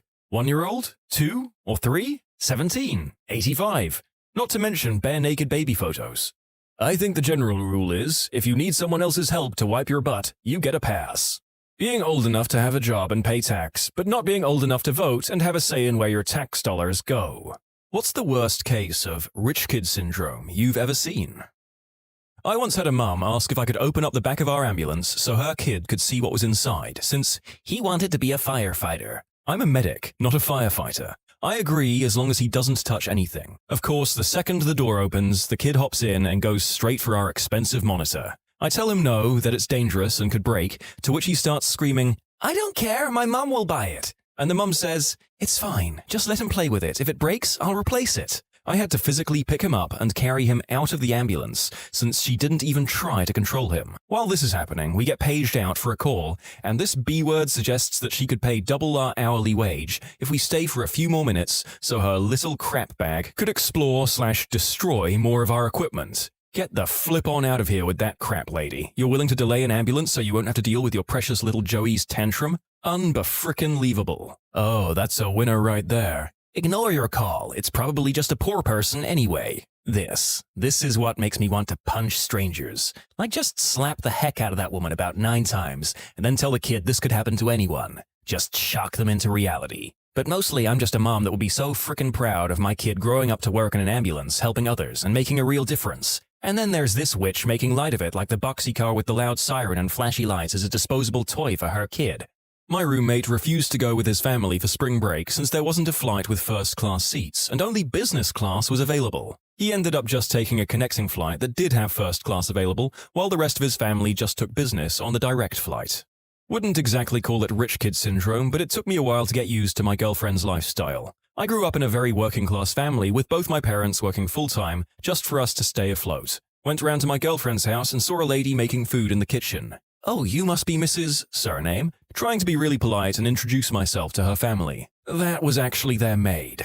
Awkward. Luckily, they're all really down to earth and stuff, because turns out her parents were basically homeless and living out of storage space when they were my age. But her parents started up a little business that actually became successful enough to support them, and then just kept growing. Figures. People who come from humble beginnings often turn out to become decent people when, and if, they do get rich. I don't think it's too off the mark to say that most of the potential problems come from generations of wealth and complacence, even just 1 or 2. The dude who relentlessly bullied me in school was also one of the richest people in the city. One day a teacher caught him with his hands around my throat and I was pinned against a wall. We were both taken to the teacher's meeting room where it was explained to me that we should try and get along and that we should apologize to each other. Did I mention his dad also built the flash new cafeteria for the school that year? He was caught on numerous occasions with me in some state of distress, and every time they found ways to make it both our problem. His dad pumped a lot of money into that school. He also flew his friends on private airline to Manchester United games, so nobody stood up for me because they could lose their privileges. My saving grace was a lot of his mates in early years of secondary school turned on him in later years because he was such a butthole. Man, clearly I'm not over it. Attended an international high school in Ho Chi Minh City where a lot of new wave millionaires kids live. The school was ridiculous. A third of the kids were expats, perfectly lovely kids, a third were local Vietnamese kids whose parents were working their butts off to send them to a private school, and the other third were these millionaire kids. They wouldn't ever hesitate to show off their mummy and daddy's wealth. They'd pull up to school in Lamborghinis, Ferraris, etc., and if their Rolls-Royce didn't come on time to pick them up after school, it would be a straight phone call to their other driver to, "Come pick me up right now." There'd be such pricks 24/7 to the non-rich locals, classist butt kids, and constantly just bringing up the most trivial things and complaining about them. I'm literally not exaggerating here when I say this. My maid brought me the wrong LV bag. I told her it was the tan brown one, not the light brown one. Ugh, I can't believe it. Now we have to send her on the jet to Shanghai to get it. They all paid and used family connections to get into Harvard, Stanford, UPenn, etc., and even now constantly complain on Facebook and Instagram about how crap their residence hall food was, so they just hired some freaking personal chef or something. Mind you, these kids were the dumbest bunch I've ever seen. One of them literally was clueless about the most basic facts, but still got into business management. Despised the lot of them. Glad I'm in Europe, far away from most of them. Group of rich school kids in Montana out driving around, drinking. Found 2 combines, large farm tractor thingies, worth about $250,000 each, out in a wheat field. Decided to have a demolition derby. Got caught. In the judge's chambers with the farmer who just wanted the damages reimbursed. The high-end family lawyers asked what the heck they were thinking when they did it. The response, "Well, you can't put a price on a good time." Turns out that was the wrong answer. That farmer should have wanted compensation for all his trouble. My God. Especially if the combines were in the field, like, dude is literally in the middle of harvesting. Can't tell you how many Thanksgiving vacations I helped my grandparents with stuff because everyone was still combining and drying corn until the middle of the night. He was 25 years old when I knew him. His father owned oil fields. He had a credit card that he used for anything and everything, that they paid the balance on every month. He never even kept track of what was charged on it, just bought whatever caught his fancy. He openly and shamelessly admitted that he offered his college professor money to give him a passing grade. One day, he was cranky about something and said, "I wish my parents would just die so I could have their money. Why should I have to wait?" When your children talk like Disney villains or members of the Borgia family, it's time to just throw them out and start from scratch. Back in high school, we were doing one of those icebreakers where we passed a beach ball around, and whoever caught it had to answer the question their thumb landed on. Well, this kid who was proclaimed being rich numerous times before talking about his parents owning a known pizza place and how he drives an expensive sports car caught the ball, and his question was, "If you won $1 million, what would you do with it?" His response was somewhere along the lines of, "$1 million wouldn't make any difference in my life." Thanks a lot, Brad. You ruined the game. Wow, what a frickin' power move, though. A very distant relative of ours, i.e. some weird branch of the family tree, offered her son a bribe of an entire apartment building if he finished his undergraduate accounting degree. I just went, "Oh, what?" So you get an immediate investment after graduating and you can rent out the place for mega dollars. My significant other has a rich aunt and uncle with an only child. When he graduated college, his gift was a complex that brings in enough money that this kid could retire on it. If you ask him, he's self-made, though. I don't know about rich, but just spoiled. My cousin insisted on a $15,000 wedding ring and $30,000 wedding. She and the groom made about $20,000 to $25,000 a year combined. Her dad paid for everything. They divorced within 6 months. She wanted a wedding, not a marriage. I have a kid in my MBA cohort that outsources his homework and projects to India. He whined and moaned when one of our professors gave him a C when he only showed up to 2 classes after he, Dad, donated $10,000 to the school. Overall, nice guy, but doesn't really have a clue. Outsources his homework and projects to India? He's just practicing for when he goes into the corporate world. I'm trying to figure out how he passes in-class tests. Maybe the $10K donation went to the overworked and underpaid PhD student grading the exams. A kid who would dramatically throw down his smartphone on the ground in mock frustration. Broken phones were replaced with few to no questions. For the record, his name ended with the third. I went to middle/elementary school, but with some very wealthy people. Typically, I was oblivious enough to not really realize it, but 2 instances come to mind. In 5th grade, we did an exchange trip type of thing with some kids in Canada. On the flight over there, one of my classmates said, "Wow, this is crazy. I've only ever flown first class before." Later, in 8th grade, I was at that same kid's house, an absolute mansion on top of a hill, with the long landscaped entrance drive, marble-floored entrance hall with stairs winding up either side, etc., and he and a girl, who had been dropped off in her dad's newer Ferrari, started having a discussion comparing the merits of their relative in-home movie theaters. Like not just a living room with a cool AV setup, but full-on movie theaters with rows of seats that could seat about 50 people. My family wasn't poor, but that was when I realized we weren't rich either. I deliver pizza in a very rich area. I'm talking seeing Rolls-Royces and supercars on a daily basis kind of rich. My manager told me a story of someone that used to work there. This guy would deliver pizzas in a brand new BMW M3 and just put absolutely no effort into his job. Delivering pizza isn't hard. Apparently, this guy only had a job because his parents wouldn't pay his allowance if he didn't work. How much was his allowance? $5,000 a month. This guy was making $60,000 a year to deliver pizza part-time. That's actually super common with wealthy families. An acquaintance of mine has the same deal with his parents. Work 40 hours a week and get paid $100,000 a year in allowance, plus the $15,000 a month mortgage paid for. I should point out, this is a New York City financial district apartment. $15,000 a month is for a good-sized 2-bedroom condo. Normally when I spit my drink all over the screen when writing these scripts, it's because I'm laughing. This time, it was out of sheer incredulity.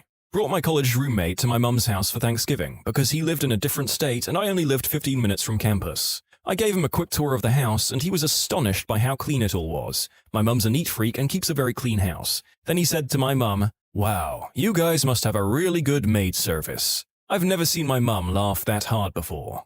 2 girls, both nice and fairly level-headed, but also just raised too darn rich. One would take a taxi everywhere in town. It was a very safe, small college town with 3 campus buses, and she had taxi across campus. She lived 2 blocks away from me and would take a taxi from her dorm to my house. Google Maps says it's a full 4-minute walk. She swore she just had a terrible sense of direction and couldn't figure out where we lived. But you'd think after the first embarrassingly short taxi ride, she'd throw our address into Google Maps and just walk. The other would regularly complain about people not knowing how to manage their money. It took a while to figure out, but eventually it clicked that she meant very poor people didn't know how to invest their money in stocks and bonds. Then one day, we were having a conversation where she revealed she didn't think a house in Detroit in 2010 could possibly cost under $1 million.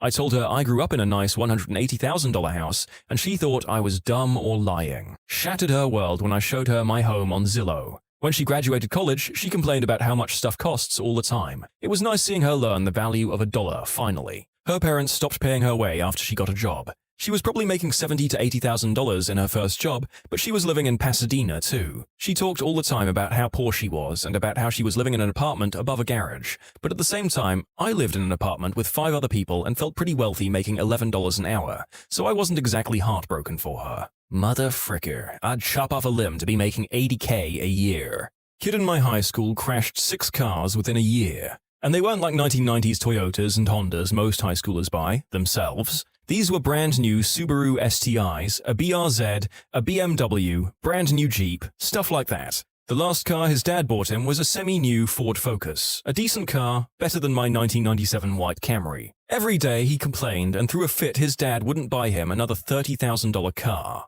Sounds like his dad needs to buy him a driving tutor. Buying people is usually frowned upon. I work with a guy like the people in these stories. He recently proposed to a girl he dated for a few weeks with a $5,000 ring. He's 19 and we make less than $30,000 a year. They're married a month later. The girl always looks miserable and the guy is always skirting responsibilities at work. I'd say I only give it a few more weeks, but she might try to milk him for his daddy's money for a little longer. One of the kids in my grade brought bags of cocaine to senior prom. Not only did his parents let him go, but the police did too. Now I believe he's in an engineering program at Yale. Good luck with that. Money won't save you from thermals and fluids.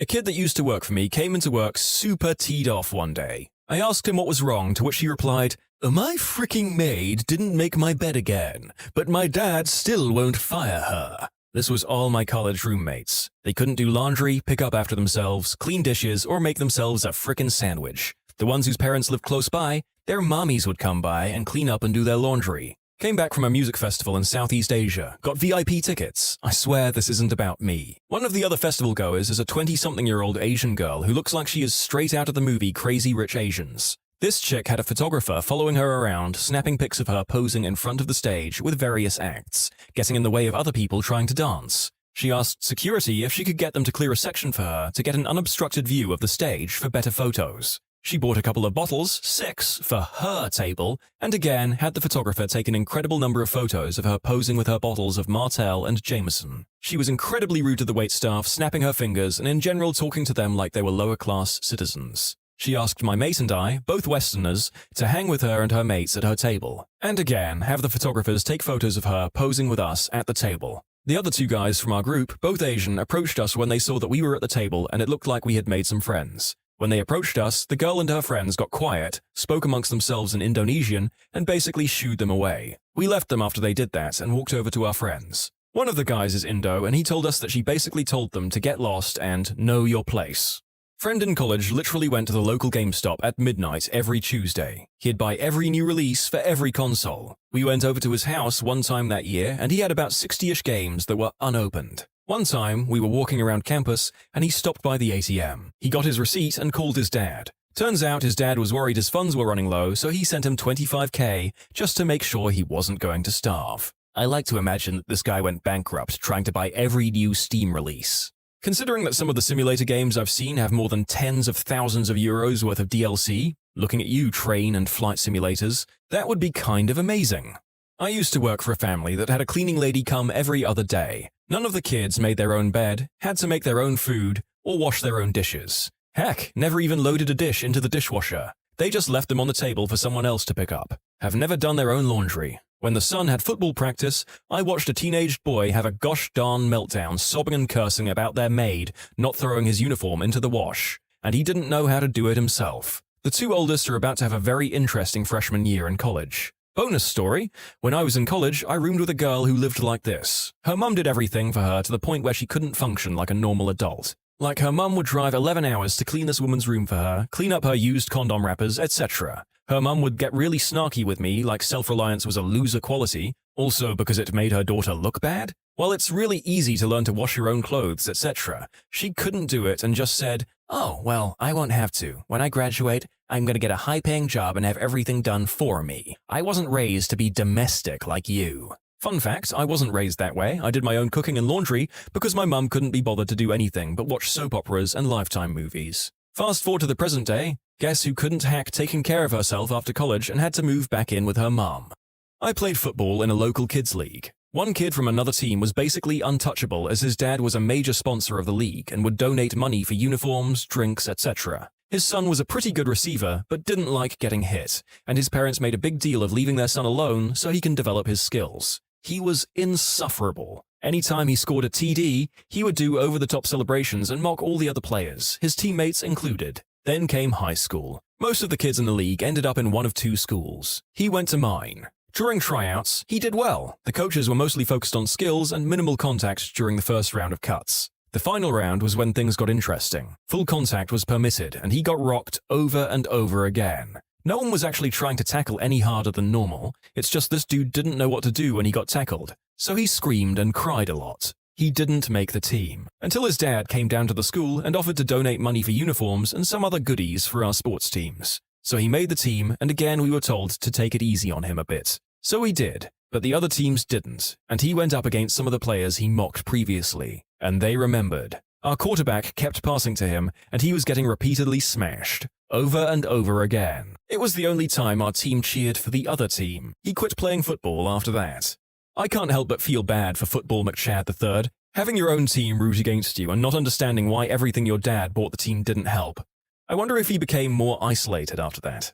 Had a friend in high school whose dad was uninvolved. He was raised middle class like myself and lived with his mum and stepdad. After high school, he worked towards becoming an electrician and was saving for his first apartment. His dad eventually came around when he was right out of high school and started giving him money here and there when he needed it. His dad owned a large company on the East Coast and was a multi-millionaire. Soon his dad convinced him to quit trade work and gave him a job at his business. Shortly after, he was promoted to a managerial position he wasn't qualified for and paid way too much. He'd get drunk while on conference calls, and nobody questioned him since he was the boss's son. His dad bought him his first home, almost $500,000, and multiple cars. He took up horse racing, and quickly we had nothing in common. Gone were the days of dumb teenage stuff, going fishing, hiking, and video games together. He quickly found a girlfriend whose dad was a multi-millionaire. She was 30 and still putting everything on daddy's credit card. I couldn't keep up with their lifestyle, and very quickly we faded as friends. After his girlfriend and him broke up, she told me that he was actually severely depressed and almost drove his car off a bridge multiple times. Deep down, he was having issues with wanting to live up to his dad's lifestyle and standards, but losing his old friends and life. It's too bad. I haven't seen him in probably 4 years now. We tried to reconnect a few times, but it just doesn't work anymore. That's really sad. It's like his dad wanted to make up for the neglect with money. A friend of my brother is also very well off. His parents offered him a $175,000 a year job in their family business to basically do nothing. He already lived rent-free in a waterfront apartment, car, credit card, etc. He spent his days doing drugs and partying. He's clean and sober now, but yes, it took years and years of rehab. And even now they offer him too much. He got married and they wanted to make it crazy ostentatious. It was already pretty glam, and he knows to reject it. Parents, at what point did you realize you raised a monster? Hello, this is the story of my son Felix. I am from Sweden, so I am sorry if my English is bad. Felix is 6 years old and Julia is 4 years old in this story. I can start with an incident that made me wonder how I raised my son. So me, Felix, and his younger sister, Julia, were on a camping trip through the north of Sweden when my son, from nowhere, just starts to scream, "I will kill you, Julia!" And after he starts to pray to God. No one in my family is religious, and that is what makes me uncomfortable. I ask him, "Felix, what's going on?" And he answers, "Julia wouldn't let me play with her hair." The whole trip I would always check out what Felix was doing because I could just feel his anger of something.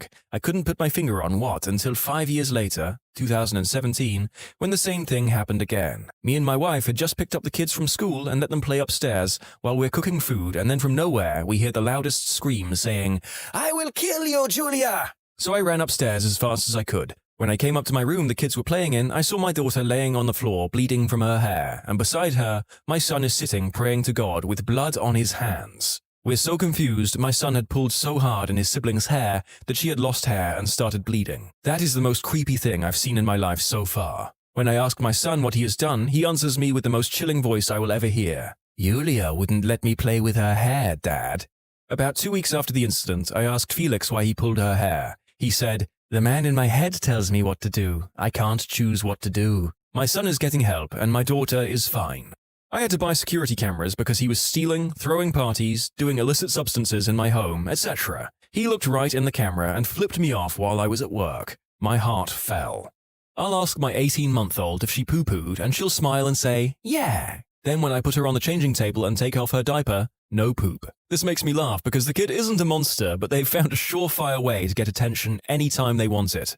And you can be sure they're going to use it.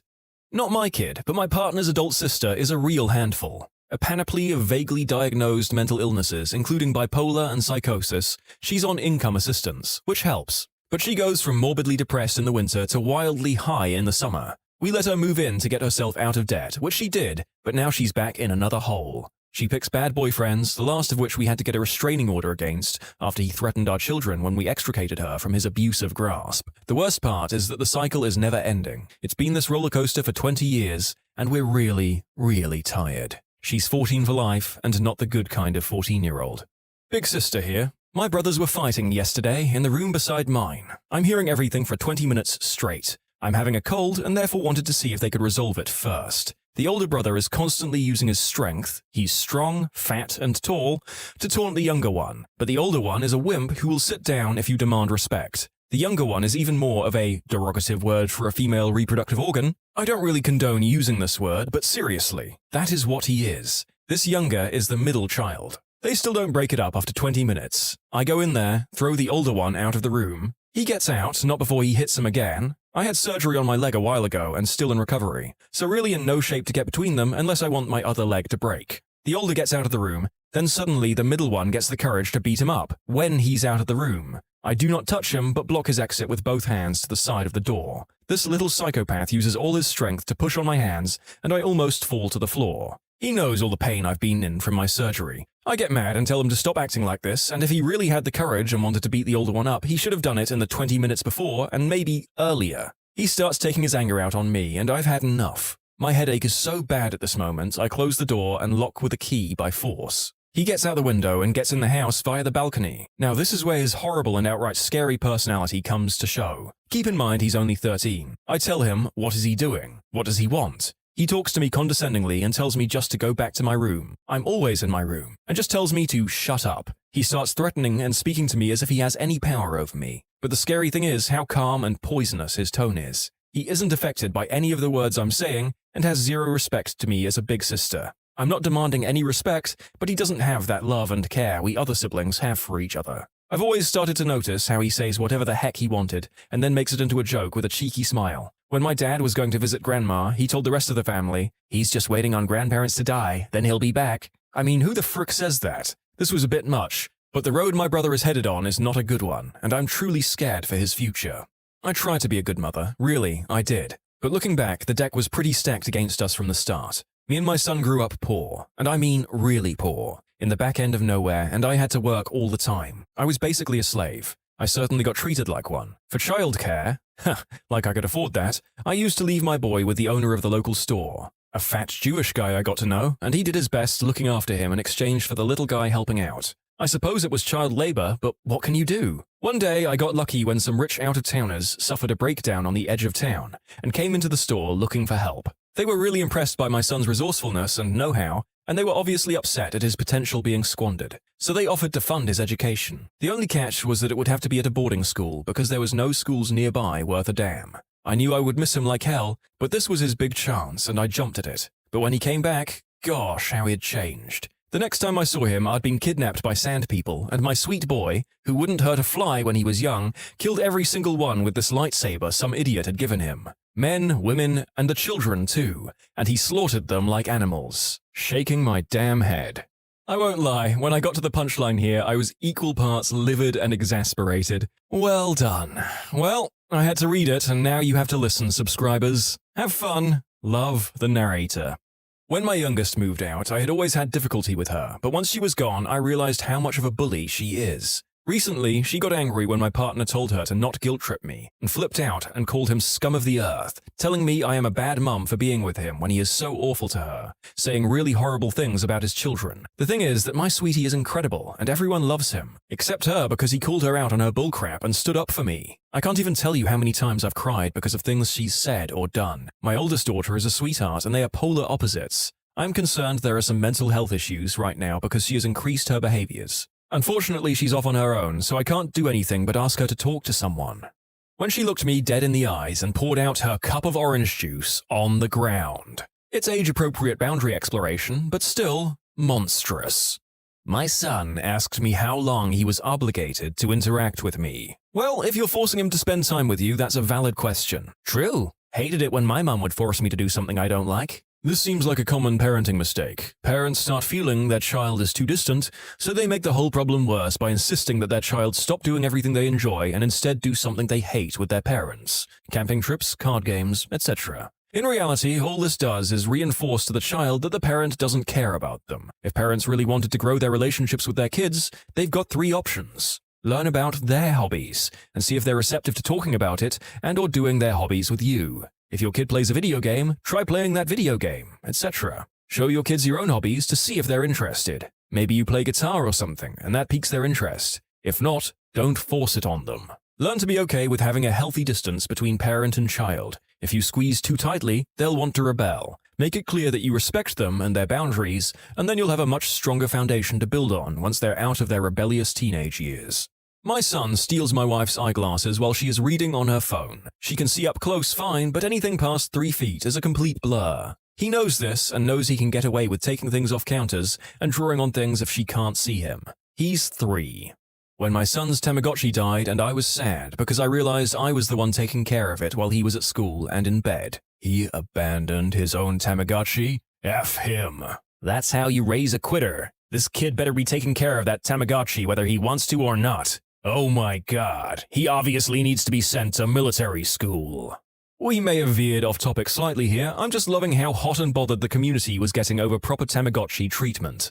My sister is raising 2 monsters, my niece and nephew. The whole family knows, even their parents know, but neither of them wants to be a parent and discipline or give consequences for their monsters' actions. My nephew at 7 yelled at my sister at Subway when she asked him to pick out his chips. He screamed, "Shut up, you B-word! I want to frickin' choke you." He then proceeded to kick the customer nearest to him in the back of the leg. My sister just laughed it off with a defeated, embarrassed look on her face. At my daughter's 3rd birthday party, my niece, 8 at the time, realized she was wearing the jeans she doesn't like, screamed over the birthday song at her parents, and told them to fix it immediately. Well, they couldn't, they had no change of clothes. She flipped out, grabbed the birthday cake, and threw it on the ground, then ripped her pants off, threw a present on the ground, and stomped all over it. No apology, no consequences. My sister offered to pay to replace the gift. I told her I'd rather she pay to send her kids to therapy. She called me a C-word and said I didn't love my niece and nephew. They're in their teens now and still throw fits if you don't do what they want or let them win, etc. When my brother had his son, Monster Nephew started beating him up around 3. Monster was 9. Monster gave the little boy a black eye.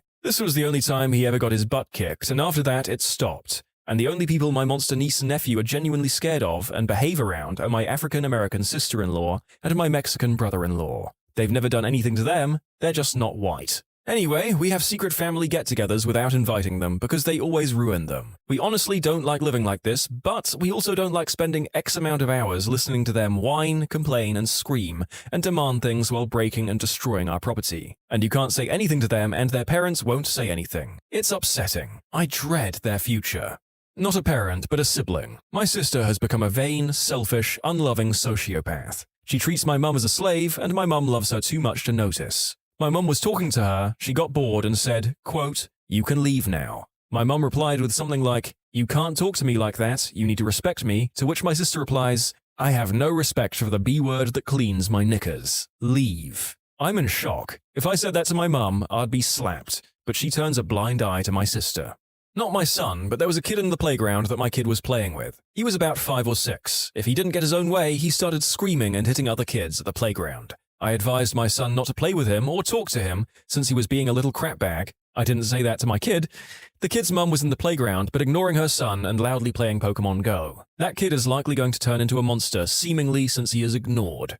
My daughter wrote F you and Mama dies with her figure scratched on a piece of paper the other day when we wouldn't let her make lemonade. She's 8. She's gone on rages and destroyed her room before, including throwing furniture around. Not looking forward to her as a teenager. She's in therapy, right? Yes, under medication too. She's much less ragey than she used to be, but catch her when she's tired or in transition and it's still hit or miss. I feel bad for her, and you. I mean, we blame people with mental issues for being jerks, but that's like blaming a sick person for being sick. They need help and we should give it to them. Good job being a trooper. I dated someone who was a terror as a child and even as a young adult in my earlier life. She is a very sweet and well-adjusted human being now. One of my best friends with a child of her own. There is hope. I do hope the kid gives her a run for her money. It's only fair. I was in court as a plaintiff waiting for my case. They did all the criminal stuff first. One of the cases was this high school senior who had beat the crap out of his 100-pound, 5-foot mum. She was crying as she was refusing to have him home on bail. She was scared of this kid. This was an upper middle-class family, and the kid looked like he was on his way to a good college. She kept saying he did it every time he didn't get what he wanted. Judge sent him to Monmouth County Jail, not a nice place for an 18-year-old skinny Neebish. Just imagine what's going to happen to him when his fellow inmates find out what he's in for. Oofed. This thread has been a real inflictor of whiplash between the funnier ones and the ones like this. Okay, I need a laugh break, so here's a funnier story. Not the parent, but a brother. When he went to the bathroom and practically fumigated the entire house. The only room that was safe was the basement bathroom, with the door shut and the fan on. He was laughing his butt off for over an hour. Ex-teacher here. My own kids are far from monsters, but I've met some. When I taught preschool, there was a kid who was banned from YMCA camps for his behavior, and they never banned someone before. He brought a plastic, thankfully, knife to school and threatened to cut all of us teachers. Told other kids he would burn their homes down after first setting fire to all their toys. He heard me calming another student who was afraid of bees and mentioning I'm allergic, but I've never been stung because I don't scare bees. He came up, told me he was going to put a wasp nest in my car, lock me in it, and watch me die. He was one of only 2 students expelled from that school in the 15-plus years I've been associated with it. His mother still didn't realize her son was a monster. She said she ate lead paint when pregnant with him, but claimed he was just fine. Often parents just cannot or refuse to see their children for what they are. Not a parent, and I won't ever have kids for obvious reasons, but I was the monster. I'm not proud of what I've done, but I can't change the past. I lived with an abusive father who often beat my mother, my sister, and me. He was abusive, physically, beating us, and mentally. My mother said it started when I was 4 months old.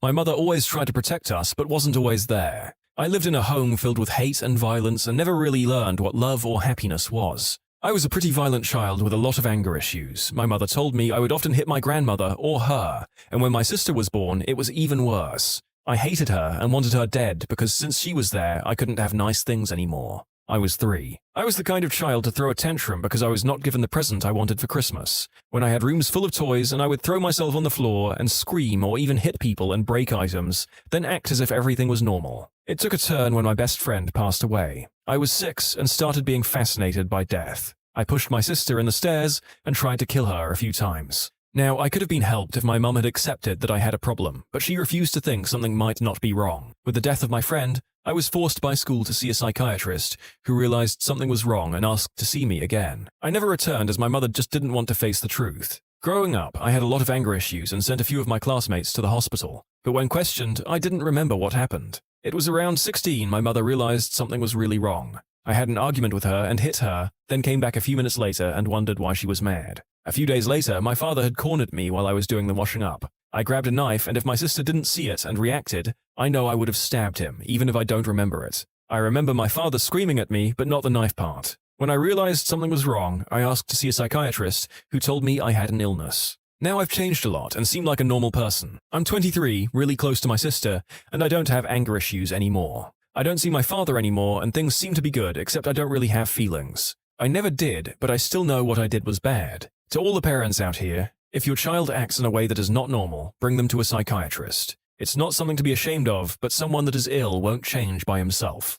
I'm not a parent and likely won't be due to medical conditions, but I fear my younger brother will likely turn into a monster. He's a self-entitled, uncaring, sociopathic, and frankly, violent little prick. He gets away with not doing his homework, playing video games constantly, and refuses to help my dad and I out with stuff. He doesn't do chores and is a lazy butthole. My dad, Lord save him, and I are at our wits' end. A little over a year ago, he threatened to slit my throat in a violent, anger-fueled rage, after hitting me over and over again, punching me in the stomach, and hitting me with a wooden dowel. After I told him to get off his game and do his homework, or I would turn off the internet until he did his homework. He's told me before, on many occasions, that he wished I was never born, that I should have died instead of Mum, who died 2 months prior to this, and that he hates my guts and wants me to die. He told me that if I told our dad, he would kill me and my cat in my sleep. When he was younger, he trapped my oldest cat, who's now since passed on due to old age, underneath the porch and didn't let us know until we found her 3 days later, alive, hungry, and dehydrated. He's thrown my youngest cat in the mud because he was bored and she was annoying him. He threw a book at our elderly dog because the dog was whining and being annoying. He has no care in the world but for himself and his 1.5-year-old cat.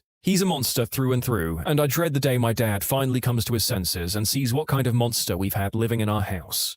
Despite the grimness of this last post, posts like the next one give me hope that perhaps cases like this can be fixed. Not a parent, but the monster, I guess. Well, I got my crap together since college, but that was a crazy crap show before that. When I was really little, I used to not respect anyone, and I didn't understand any boundaries. For example, I destroyed everything that annoyed me and tortured little baby kittens to see how they react. Drowning, for example. My parents tried to teach me how to be responsible with living things, but it took 3 dead cats until I understood how to handle living things without murdering them. I really liked war and destroying stuff, painted weird stuff everywhere, peed into the plants in my room, and built weapons to destroy stuff. I also liked to hurt and terrify my classmates for fun. Went through some therapy, but it was mostly homeopathic crap and giving me those weird alcoholic drinks to calm your kid down. In secondary school, I spent a lot of time harassing the weird kid in our class that had no friends with a group of weird screw-ups. We were perverted as hell as well, and did a lot of dumb stuff in general.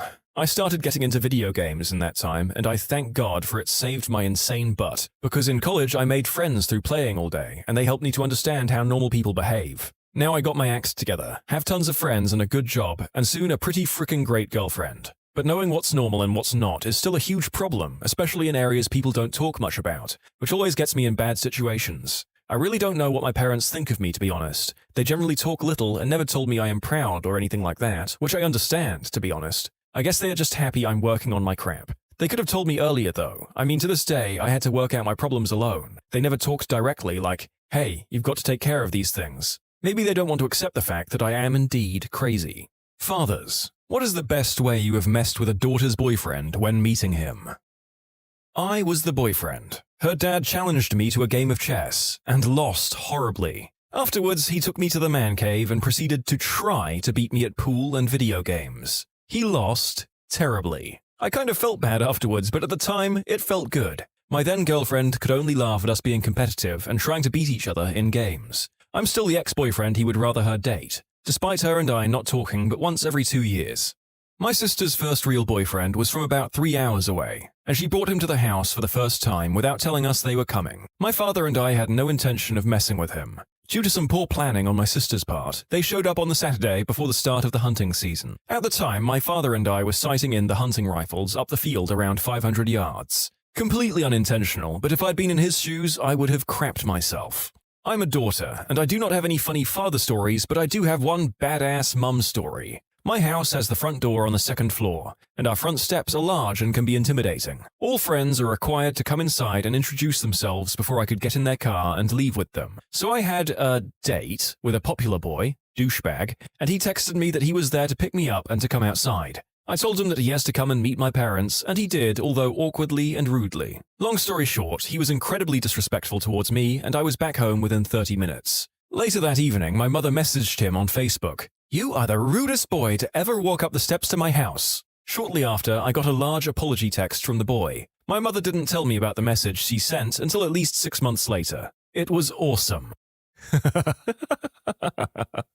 Oh, well done, Mum. Dads may be able to bring the threats, but this lady weaponized some good old-fashioned shame. I have one my dad did. I had the first boyfriend come over. I was 14, for Halloween, and my dad, a butcher, was unwrapping bones for our 3 dogs as a treat. My boyfriend walked over to my dad, who was using a knife, a great big one, to cut the shrink wrap off them, and asked what those bones were from. My dad, looking boyfriend dead in the eye, pulled a sharpening steel out of the bucket on the counter and sharpened the blade on the already sharp knife in swift movements, and said, My daughter's old boyfriend. Boyfriend went sheet white and dumped me the next day. Thanks, Dad. Not a father, but my cousin has the best story about a first and last date. In the late 70s, my uncle was living a post-divorce bachelor life and was enjoying himself immensely, dating a younger woman who from a distance or behind resembled my cousin enough that they could be mistaken for one another, and if standing near each other, you might assume they were sisters. While he was dating this woman, my cousin, all of 16 at the time, was going on her first real date dinner. A school dance, the works. My uncle was slightly apprehensive about it, but was determined to make the best of the situation and accept the fact that his little girl was growing up. A few minutes before she had to be picked up, my uncle was struck by inspiration. He and his girlfriend were also going out to dinner that night, and he noticed that his daughter and his girlfriend were wearing the identical sweaters. So he sprung into action. He made his girlfriend give her necklace to his daughter, had them swap shoes, and put paper bags over their heads. When my cousin's date walked up, he was warmly greeted by Uncle, who ushered him into the living room and said, "We're all going out tonight. You pick your date, and I'll take the other." The kid, speechless, stammered for a bit, and then pointed. My cousin went out on a very fancy dinner date with her father to a French bistro, despite being terribly mortified. She admits that the food was exceptional, and her father let her have a few glasses of wine to ease the mortification. After dinner, he dropped her off at the dance and picked up his girlfriend. Let's just say, neither woman was happy, and my cousin's paramour, so confused by the situation, decided it was time to end their relationship. I aspire to achieve such heights of mind messery. I feel like that could have been kind of funny if it ended with the choice. Like, ha ha ha, all in good fun, kid. Here, take the daughter out. Thanks for being a good sport. But to actually make him go through with taking out the other girl? The frick, man? I was the daughter. Boyfriend and I were sitting in my kitchen when Dad came home from playing volleyball. After talking a few minutes, without any warning, Dad dropped his pants. Thankfully, he had gym shorts on underneath. I told this story at Dad's funeral, and it got a lot of laughs. Was the boyfriend. Wanted to take girlfriend on a date, but she said her dad had to meet me first. He was a single dad, so it's not like her mum would have been there to hold him back or anything, and dude was pretty buff. My girlfriend goes in her room while her dad sits me down on the couch and sits across from me, not saying a word, but looking straight into my eyes the whole time. 15-year-old me was pretty shaken. He finally says, "I'm gonna make this short. Anything you do to my daughter, I'm going to do to you." We just held hands that day. That's when you reply, "You're gonna finger my butt?" I'm Korean. I play StarCraft. He's going to have to beat me on the Hunter's map to get permission for the first date. Yes. Old school Brood War StarCraft. I fully respect this method of proving oneself to a prospective father-in-law. After all, it's potentially the scenario I'm most likely to succeed in. Boyfriend of a girl with 2 dads. I've yet to meet her real father, and she doesn't want me to. He's a huge crapbag that cheated on her mum and then fled across the country. Her stepdad I see on a somewhat regular basis. He's a character, and that's for sure. We told our parents about our relationship about 2 to 3 weeks ago, and the first thing he does is shake my hand with a grip that's way too hard for normal, and then takes me aside and asks what my intention is with his daughter. While asking this, he's gripping his hand around my neck. It should be noted, I'm a big kid. I'm 6'1" and like 200 pounds. I'm not easily intimidated. At that moment, this man scared the crap out of me. As I was trying to muster up an answer, he drops his hand and hugs me and tells me he's messing with me and that I should have seen my face. Needless to say, she doesn't like him much either. Boyfriend of a girl with 2 dads. At first I thought this meant she has same-sex parents, which meant you had to put up with twice as many dad jokes. I'm the boyfriend in this situation. Was at my girlfriend's house, her dad saw me, walked up to me and said, "Who the frick are you?" and then proceeded to follow me around, practically touching my face with his until I left. Fortunately, he was electronically tagged and couldn't follow me out of the house. Just FYI, he was tagged for sticking up for kids being beaten up by other men. So I want to give a bit more context to this. I went to my girlfriend's house to pick her up. She wasn't ready, so I went outside. While we were on our way out, he made his comment and then followed me out of the house, obviously looking me up and down while remaining uncomfortably close. This possibly lasted about 20 seconds. This wasn't an aggressive thing. He did it purely to make me feel awkward and on the spot. I think he wanted to see what type of guy I was, how I would react to that sort of confrontation, etc. According to my girlfriend, her ex-boyfriends resembled mouthy kids. Perhaps her dad was testing my level of maturity. I can't say for sure, never asked him about it. Hope this explains things a little better. When I brought my first real boyfriend home for dinner for the first time, I forgot to mention that my dad was also home for dinner. He's a policeman and comes home for meals, so we rock up and there's a police car in the driveway. It's normal for me, but my boyfriend's face was literally, "Ooh, uh-oh."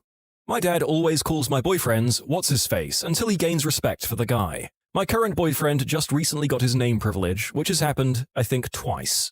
I made up a game. I call them by a different name every time I address them. Goal is to see how many times I can call them before they correct me. Record is 27 in one visit. My pawpaw greeted my aunt's boyfriend with a single gunshot out the front door into the old gutted truck about 20 yards away from the main driveway. He still fires off a greeting shot when they come in and out from town 17 years later. To expand, a pawpaw is a grandfather if your country is F. My pawpaw is half Japanese, half Native American, former U.S. Marine, sheriff and EMT, current Etsy scarf and shawl shop owner. I'm trying to decide if that sounds more West Virginia or Alabama. Louisiana, don't you forget it. My daughter just turned 8. I am here for notes. Opens notepad. Begin. Welcome, new dad. Well, the rule seems to be threaten or imply violence, and if you own a weapon of some kind, so much the better. Narrator and the I Am the Genius channel does not condone this method. My daughters are 2 and 4. When my oldest was born, I started working out again. I found the best inspiration on days when I'm feeling lazy is to imagine myself as some nearly mythical titan ripping the door off its hinges to greet some poor kid intent on taking my daughter on a date. So my plan is long-term, and I'll check back and let you all know how it goes. My dad has told every single one of the guys I've brought home, even if they were just friends, that he's not afraid to go back to jail. My dad has never been to jail. My dad is very good at deadpanning. Upon meeting my boyfriend, Dad told him that he was too tall. He's almost 7 foot. He wasn't sure if my dad was messing with him or was actually serious. I had to explain to him later that a good portion of what my dad says should be taken with a grain of salt. I was the boyfriend in this case, but this one has always stuck with me. Everyone knows the old dad is cleaning his gun cliché. Well, this is a slightly different version of that. He was polishing a sledgehammer. It turned out he was actively just screwing with me and didn't care. But I had to give him credit for creativity and for leaving me at an absolute loss when I walked into their living room and saw the gleam from the shiny hammer. Not a father, but if I have a daughter, I want to dress like a clown and say, "Well, I'm off to work." These are the ones I like. It's funny, but at the same time, you're not threatening a kid. 10 out of 10. We hosted a beautiful teenage exchange student for a year. When a boy came to take her to a dance, I looked down at him and said, in roughly these words, "I am responsible for her right now, but her real father is even bigger than me. And you don't want to do anything that would tee off both of us." I went to tell my new father-in-law that I was serious with his daughter and intended to marry her. He interpreted it as me asking for his permission and told me, "Now isn't the right time. Maybe in a few years." That really messed me up. Good guy, language barrier. It all worked out in the end. Daughter here. First time I bring my boyfriend to my hometown, we visit my parents. My mum tries to stuff him with food while my dad excitedly describes the great deal he got on my sister's new car. My boyfriend comes to join me in the middle of this, and my dad stops, looks him dead in the eye, and excitedly says, "Want to see something cool?" We are greeted with a picture of my dad when he was 21, buff, shirtless, and flexing. I begin to cover my face in embarrassment as my dad looks excitedly at my boyfriend for a response. My boyfriend simply says, "You look good, man." Pretty sure my dad did this to embarrass me instead of mess with my boyfriend, but did put him in a pickle for a second there. My boyfriend now makes jokes about how hot my dad is, just to embarrass me more. I call this the worst first date experience thanks to my dad. I moved to a new school in the 3rd grade and fell in elementary love with a boy wearing those pants that unzip to reveal shorter pants, or shorts. It was not until the 5th grade, after endless diary entries and tampered with MASH outcomes, that my crush finally asked me out on a date. My dad immediately said no, and I sobbed. I sobbed and sobbed until my mother talked my dad into letting me go. The only problem was, he was coming too. I decided not to tell my crush that my father would be attending the date with us, but instead pretended to be just as confused as he was that an older man was sitting directly behind us during the movie. The movie was Just Married. My poor crush tried to put his arm around me, and I felt my face flush as a voice from behind us said, "You want to keep that arm?" My father laughs to this day about how far we were leaning away from each other after that, and is very pleased with himself that he ended my affectionate advances. What my dad doesn't know is that we kissed every recess after that date until our terribly dramatic breakup on the soccer field. One thing I will say seriously for a second here is that if you try and forbid your kid from interacting with the opposite gender, they will generally find a way. These kids are thankfully a little young to get into real trouble, but I genuinely feel like rebellious teens will go further than they might have gone otherwise just to get back at their overbearing parents. Boyfriend, now husband. I came over to meet her extended family for Thanksgiving, sat down next to her uncle. He looks over at me and says, "I'm gay, you know," and stares at me. I replied with, "Me too," and moved closer to him, practically sat on his lap. I like this guy. Been married to her for 2 years and been together for 8 years now. Her family is hilarious. My wife's aunt is very outgoing, playful, and loves to party and drink. and mess with the boyfriends. The first time I met her, she was already drunk and got very handsy with me. She'd put her arm around my shoulder and pull me in tight, kiss my cheek, push my face towards her cleavage, etc. She was trying to make me squirm. She says, "I got a hot tub out back. Why don't you and I go for a dip?" And I, uncharacteristically, shot back with, "Well, I didn't bring my swimsuit. Would you mind if we just hop in naked, just the two of us?" She busted up laughing and ever since always jokingly refers to me as her boyfriend and tells my wife to back off of me, that I'm hers, etc. I was told I passed the test that evening. It was like being jumped into a gang, but instead I was molested by the drunk and crazy aunt of the family. They're a fun family as well.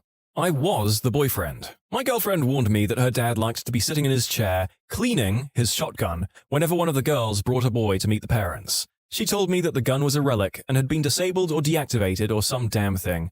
Don't remember the exact term. She said he was real proud of it and said it was a Springfield something or other. So I walked in and there he was. I said, "Hey, nice Springfield something or other," and asked if I could hold it. He handed it to me and I looked at it and said, "When did you have it deactivated?" The girls, who were all watching, smiled. He wasn't amused, especially after he started a discussion about guns and it was clear I didn't know anything about them.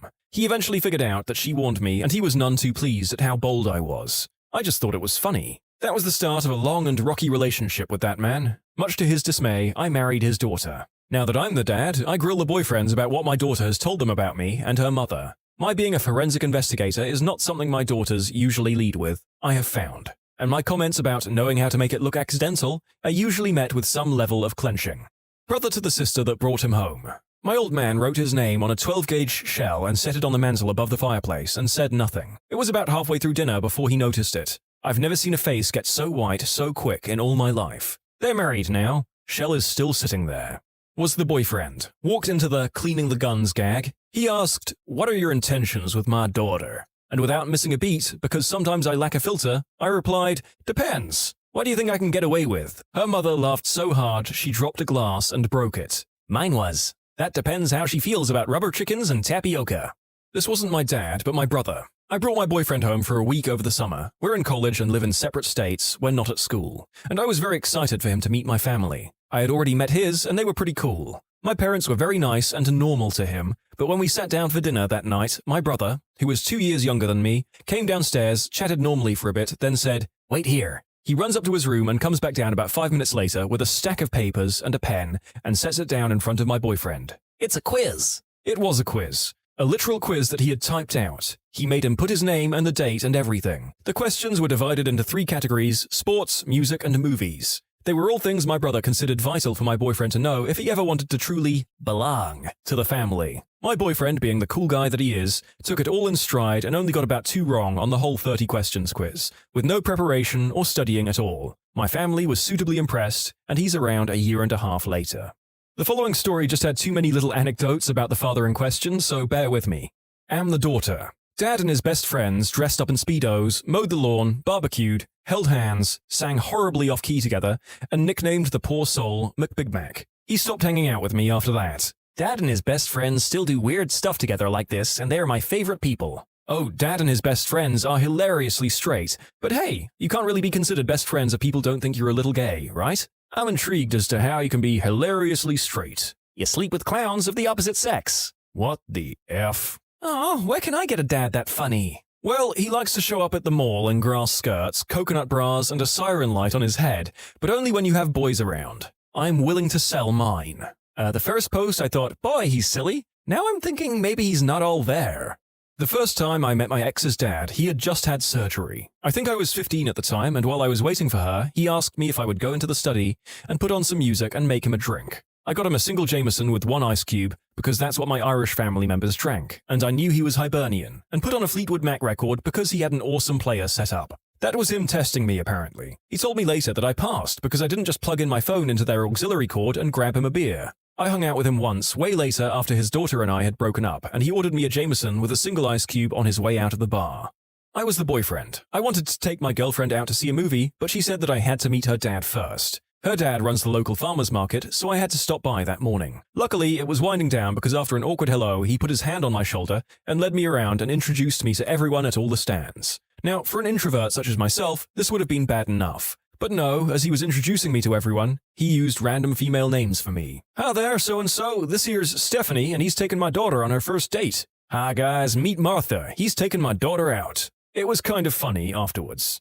I had a boyfriend named Nelson. My dad took great pleasure in doing Nelson's laugh from The Simpsons whenever my boyfriend came over. We didn't last long, lol. Pretty sure you mean, we didn't last long. Ha ha! Beat 'em up in Battlefield and a few other video games. I'm almost 50 and have been a gamer since my early teens. I have more experience with games than he has. A mate was arrested for drug possession by his girlfriend's police officer father. He was going to be introduced to that family that weekend anyway. Would have loved to have been a fly on the wall that evening. Boyfriend. Hello, future father-in-law. First of all, I want to apologize for my twin brother. He is the black sheep of the family and in no way representative of my or my parents' values and culture. Military veterans. What are your best stories from boot camp? Just a foreword here, folks. Due to the military tradition of swearing like a sailor, or in this case, like a soldier, there will be by necessity a certain amount of language replacement in this video, more so than I've had to do in any other video at the time of writing. Assume that if a phrase seems slightly mild, I've been editing it to make it safe for YouTube. Thanks, narrator. I had been in boot camp for like 3 days. We were downstairs in formation at attention with our stupid safety flashlights about to march to PT.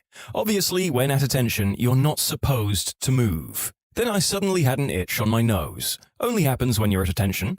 So I tried to sneak out a quick scratch, but for some reason my brain shut down and my dumb idiot self decided to use my flashlight. I scratched my nose and was almost home free until I had this weird thought. I wonder how bright this is. So I stick the flashlight to my eye, click on, click off, go back to attention. No sooner than my hand hit my side, I hear, "What the frick was that?" I was immediately pulled out of formation and screamed at by no less than 6 drill instructors.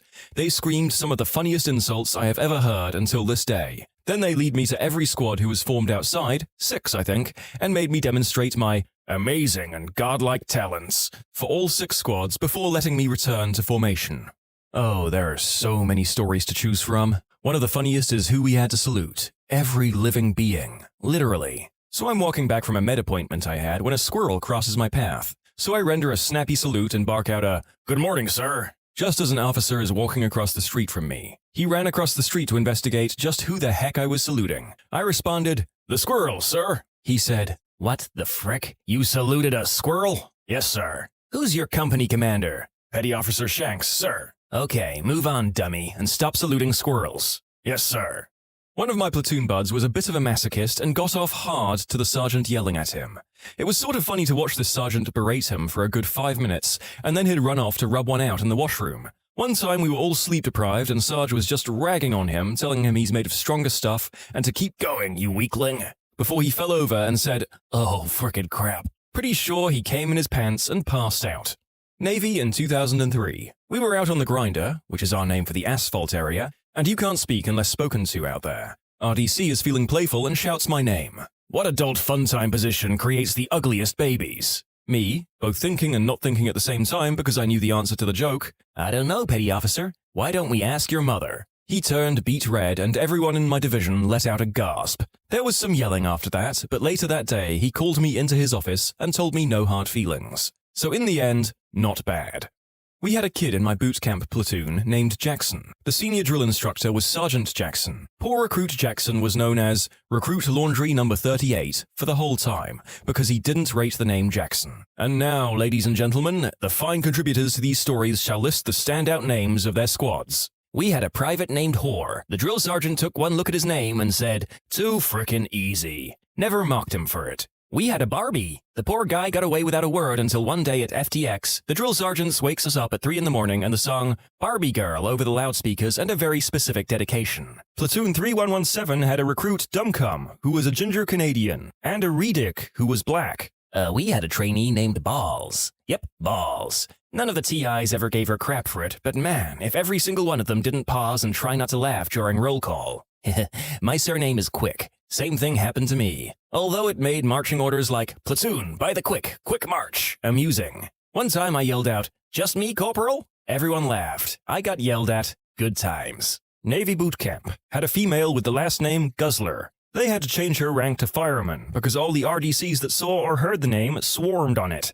We had a guy named Pajarianon. Day one, our chief RDC told him, Yep, I can't pronounce that crap. Unless I say otherwise, your name is P13. Throughout boot, he acquired the names P13, PJ, Pija, and Mr. P. The first couple of weeks of boot are full of medical and dental exams, and if you need a procedure, you get it done right there. Tons of guys had their wisdom teeth pulled, and we had one guy come back right before lights out with his mouth full of gauze and loopy from the drugs. Our DI called us all to the center of the room, formed us up, and then told us to sit Indian style on the floor, and that recruit Toothy was going to tell us a bedtime story. He pulled up a chair for Toothy and then told him to tell us the story of the Battle of the Monitor and Merrimack. Toothy mumbled that he didn't know the story, so the DI told him to just make it up, and for every fact that he got right, we'd get to sleep an extra 5 minutes in the morning. What followed was like a live episode of Drunk History, minus any factual accuracy. As best as Toothy could recall, the Monitor was British and the Merrimack was Old Ironsides, and that in the end, They shot the crap out of each other and everyone died. The end. we were all dying laughing, but the DI sat there stone-faced. After Toothy was done, DI just stood up and said, That is exactly how it happened. Well done. got up, turned off the lights, and walked out. Got a bladder infection in boot camp. I peed the bed and tried to hide it as long as possible. I was afraid that if I admitted to it, then I would be kicked out. I was able to hide the urine-soaked mattresses by switching them out with extras that were to the back of the TIE squad bay every morning before the drill instructors woke up. This went on for a couple of weeks before someone told on me. The drill instructor wasn't exactly sympathetic about my situation. While everyone was getting ready, he had me take my sheets to the quarterdeck and do push-ups with my face dipping into the pee on every down movement. That kind of sucked. After breakfast, I was told to meet the corpsman, and after I'd be sent to a doctor, and my separation from the Marines would be started before I even earned that title. Screw that noise, I'm going to finish this crap. So instead of going to see the doctor, I wandered around MCRD San Diego aimlessly for 3 hours, while trying to pull a look off where my face always looked like I was moving with purpose. It worked. Not one Marine stopped me to ask what I was doing. When I finally went back to my squad bay, I simply told our scribe that the doctor said to have me woke by firewatch every 3 hours. The DI that laughed as I was leaving asked me how soon I was leaving when I returned. I told him the lie, and he bought it. Got lucky. My name for the duration, Recruit Peabody, not so lucky. I ended up graduating and serving 8 years honorably. Not my story, but from a friend who was a couple of weeks behind me in basic. Air Force training, San Antonio, Texas. It's week 2 or week 3 of the 6-week training course, and it's chow time. As with every other basic chow, you queue up, keep your mouth shut, follow the designated lines, get your food, and eat quickly and quietly. Do not get up from your table until the designated time. Fail to follow any of these procedures will result in a crap storm courtesy of Hurricane Angry Fricking Training Instructor. Every flight that goes through basic has that weird kid that just doesn't quite fit in for one reason or another. My flight had a southern kid who unfortunately supported every negative stereotype about the southern US there was. He was Cletus the slack-jawed yokel made flesh. My friend's flight, however, had a kid who was quiet, calculated, removed, and quite possibly a sociopath. During this particular time at chow, he was sat down with his food and ate a decent portion of it. Suddenly, he stands up and without following the designated paths, makes a beeline to the ice cream machine. Trainees are not allowed ice cream until they have TI permission, which doesn't usually happen until the final week. That did not stop this kid from getting 2 ice cream cones, 1 for each hand. He walks back to his table, passing the snake pit, where the instructors eat, along the way. He begins to go to town on these ice cream cones, alternating licks between one and the other. The instructors at the snake pit are in shock at the sheer audacity. All heads turn to his training instructor, their smirks and furrowed brows encouraging him to rush over and psychologically destroy this kid. He gets up and rushes over. "What the heck, trainee? Who in the heck said you had permission to get ice cream? I don't recall giving you permission to..." The verbal barrage continues as the TI assaults him with every harsh word he can muster. He ends his tirade with, "Who the hell do you think you are?" The trainee turns his head slowly, looks the training instructor dead in the eye, and without a smile or any other display of emotion, softly, confidently says, "I'm Batman." The TI was nonplussed. He was either so unprepared for that response, or thought it was so hilarious that he had to turn around in order to save face. He walked back to the snake pit without a word. Batman finished his ice cream. I mean, does anybody else think that the instructor had just realized that there was a potential sociopathic serial killer in the flight? Another commenter writes, Well, he did get permission. Oh man, I left the snake pit after my 3rd recyclement. After a couple of months, I knew my crap. I grabbed a dessert with every meal. One time I had 7 of them on me at the same time. "Oh, you think you deserve a dessert?" Yes, sir. "In what year did the Air Force separate from the Army?" Sir, trainee dumbass reports as ordered. 1947, sir. Another TI? Who is your flight chief? Sir, trainee dumbass reports as ordered. My flight chief is Master Sergeant so-and-so, sir. You give a new reporting statement with every answer, trainee. Sir, trainee dumbass reports as ordered. Only upon the initial report or when switching instructors, sir. This went on for some time. They pretty much just let me have the cake after that one. I had the pleasure of witnessing this one myself. You've already heard about the snake pit. Well, the MTIs on mine regularly pull out trainees and question them on stuff we're supposed to know. One day, they pull out one poor sap from our brother flight. It went roughly as follows. Trainee, what's the insignia of the full colonel? Trainee, the insignia of the colonel is a bird, sir. What type of bird exactly? Permission to adjust, sir. Adjust. The trainee then proceeds to set his tray on their table, puts his hands up in the Egyptian pose but with both hands outward, turns his head to the side and says, "Like this, sir." The onlooking TIs nearly choked on their food while the questioning TI stared at him dumbfoundedly for a few moments before yelling at him to "Get your crap off our table and get the frick out of my sight." Oh, that was probably one of the best times I've seen a TI at loss for words. After someone addressed the drill sergeant by his name, not drill sergeant name, the DS screamed at him, "Oh, do you know me? Are we friends? Do you come over to my house on the weekend, drink beer, and have adult fun times with my wife?" Still one of my favorites. My favorite story is from 2006. We were salty Marine recruits in our last week before graduating and going home. Normally, I guess they like to bring in new super-motivated drill instructors to mess with us. Well, one night in formation before we hit the racks, the new sergeant notices one of my friends, Private Law, was rocking back and forth. He says to Law, "Quit rocking, Law." To which Law yelled, "This recruit will never stop rocking, sir." One of the first days in basic, a guy in my platoon was standing at attention while having his room inspected by the sergeant. Because there was a large piece of fuzz/fluff on his shirt that immediately drew the sergeant's attention. Imagine a female French-Canadian sergeant with this accent, although obviously much harsher. "Recruit Bloggins, what is that on your shirt? Is that a fluffy?" "Yes, sergeant." "Why is there a fluffy on your shirt, Bloggins?" "I must have missed it, sergeant." "Missed it? But it is so huge. How did you miss such a big fluffy?" She plucks it off him. "Hold out your hand." He holds out his hand and she places it on his palm. "This is Mr. Fluffy. Find a home for him, like a pill bottle or something. From now on, whenever I want to see Mr. Fluffy, you must bring him to me." And so, for the rest of basic, every time the sergeant found a piece of fuzz, even on someone from a different platoon, she would yell out, "Mr. Fluffy!" And Bloggins would have to march over to her double time and present Mr. Fluffy, and she would formally hand him the new piece of fuzz to add to Mr. Fluffy. There was hell to pay if he didn't have Mr. Fluffy with him at all times. Every unit has its mascot. I'm just glad that in this case it was a fluffy rather than a furry. Great Lakes, 1994, Company 159. I had a bottom bunk. Guy on top bunk was a guy who barely spoke English. One day we were marching around and he was too afraid to speak up and let the company commander know he had to poop. He pooped his dungaree pants and left a trail that those marching behind him walked through. When CC realized what was up, he halted the formation, grabbed the guy and ran into the nearest building. When they reappeared, Poopy Pants had removed his t-shirt and fashioned it into a diaper to make it back to our barracks building. One night, the guy in the top bunk next to mine had a nightmare and in his sleep he jumped out of his rack. He crashed into my bunk, spraining his arm, ankle, and putting a gash into his head, and had no idea what was going on. Another night, I was on fire watch, making my rounds at 3 o'clock in the morning. The A-Rock, one of the recruit leadership positions, was a big macho guy who decided he couldn't take it anymore. He tried a belt around his neck and was going to hang himself when I caught him. The chief on duty was teed off that he had to be awakened, called for assistance, and that's the last time we saw the A-Rock.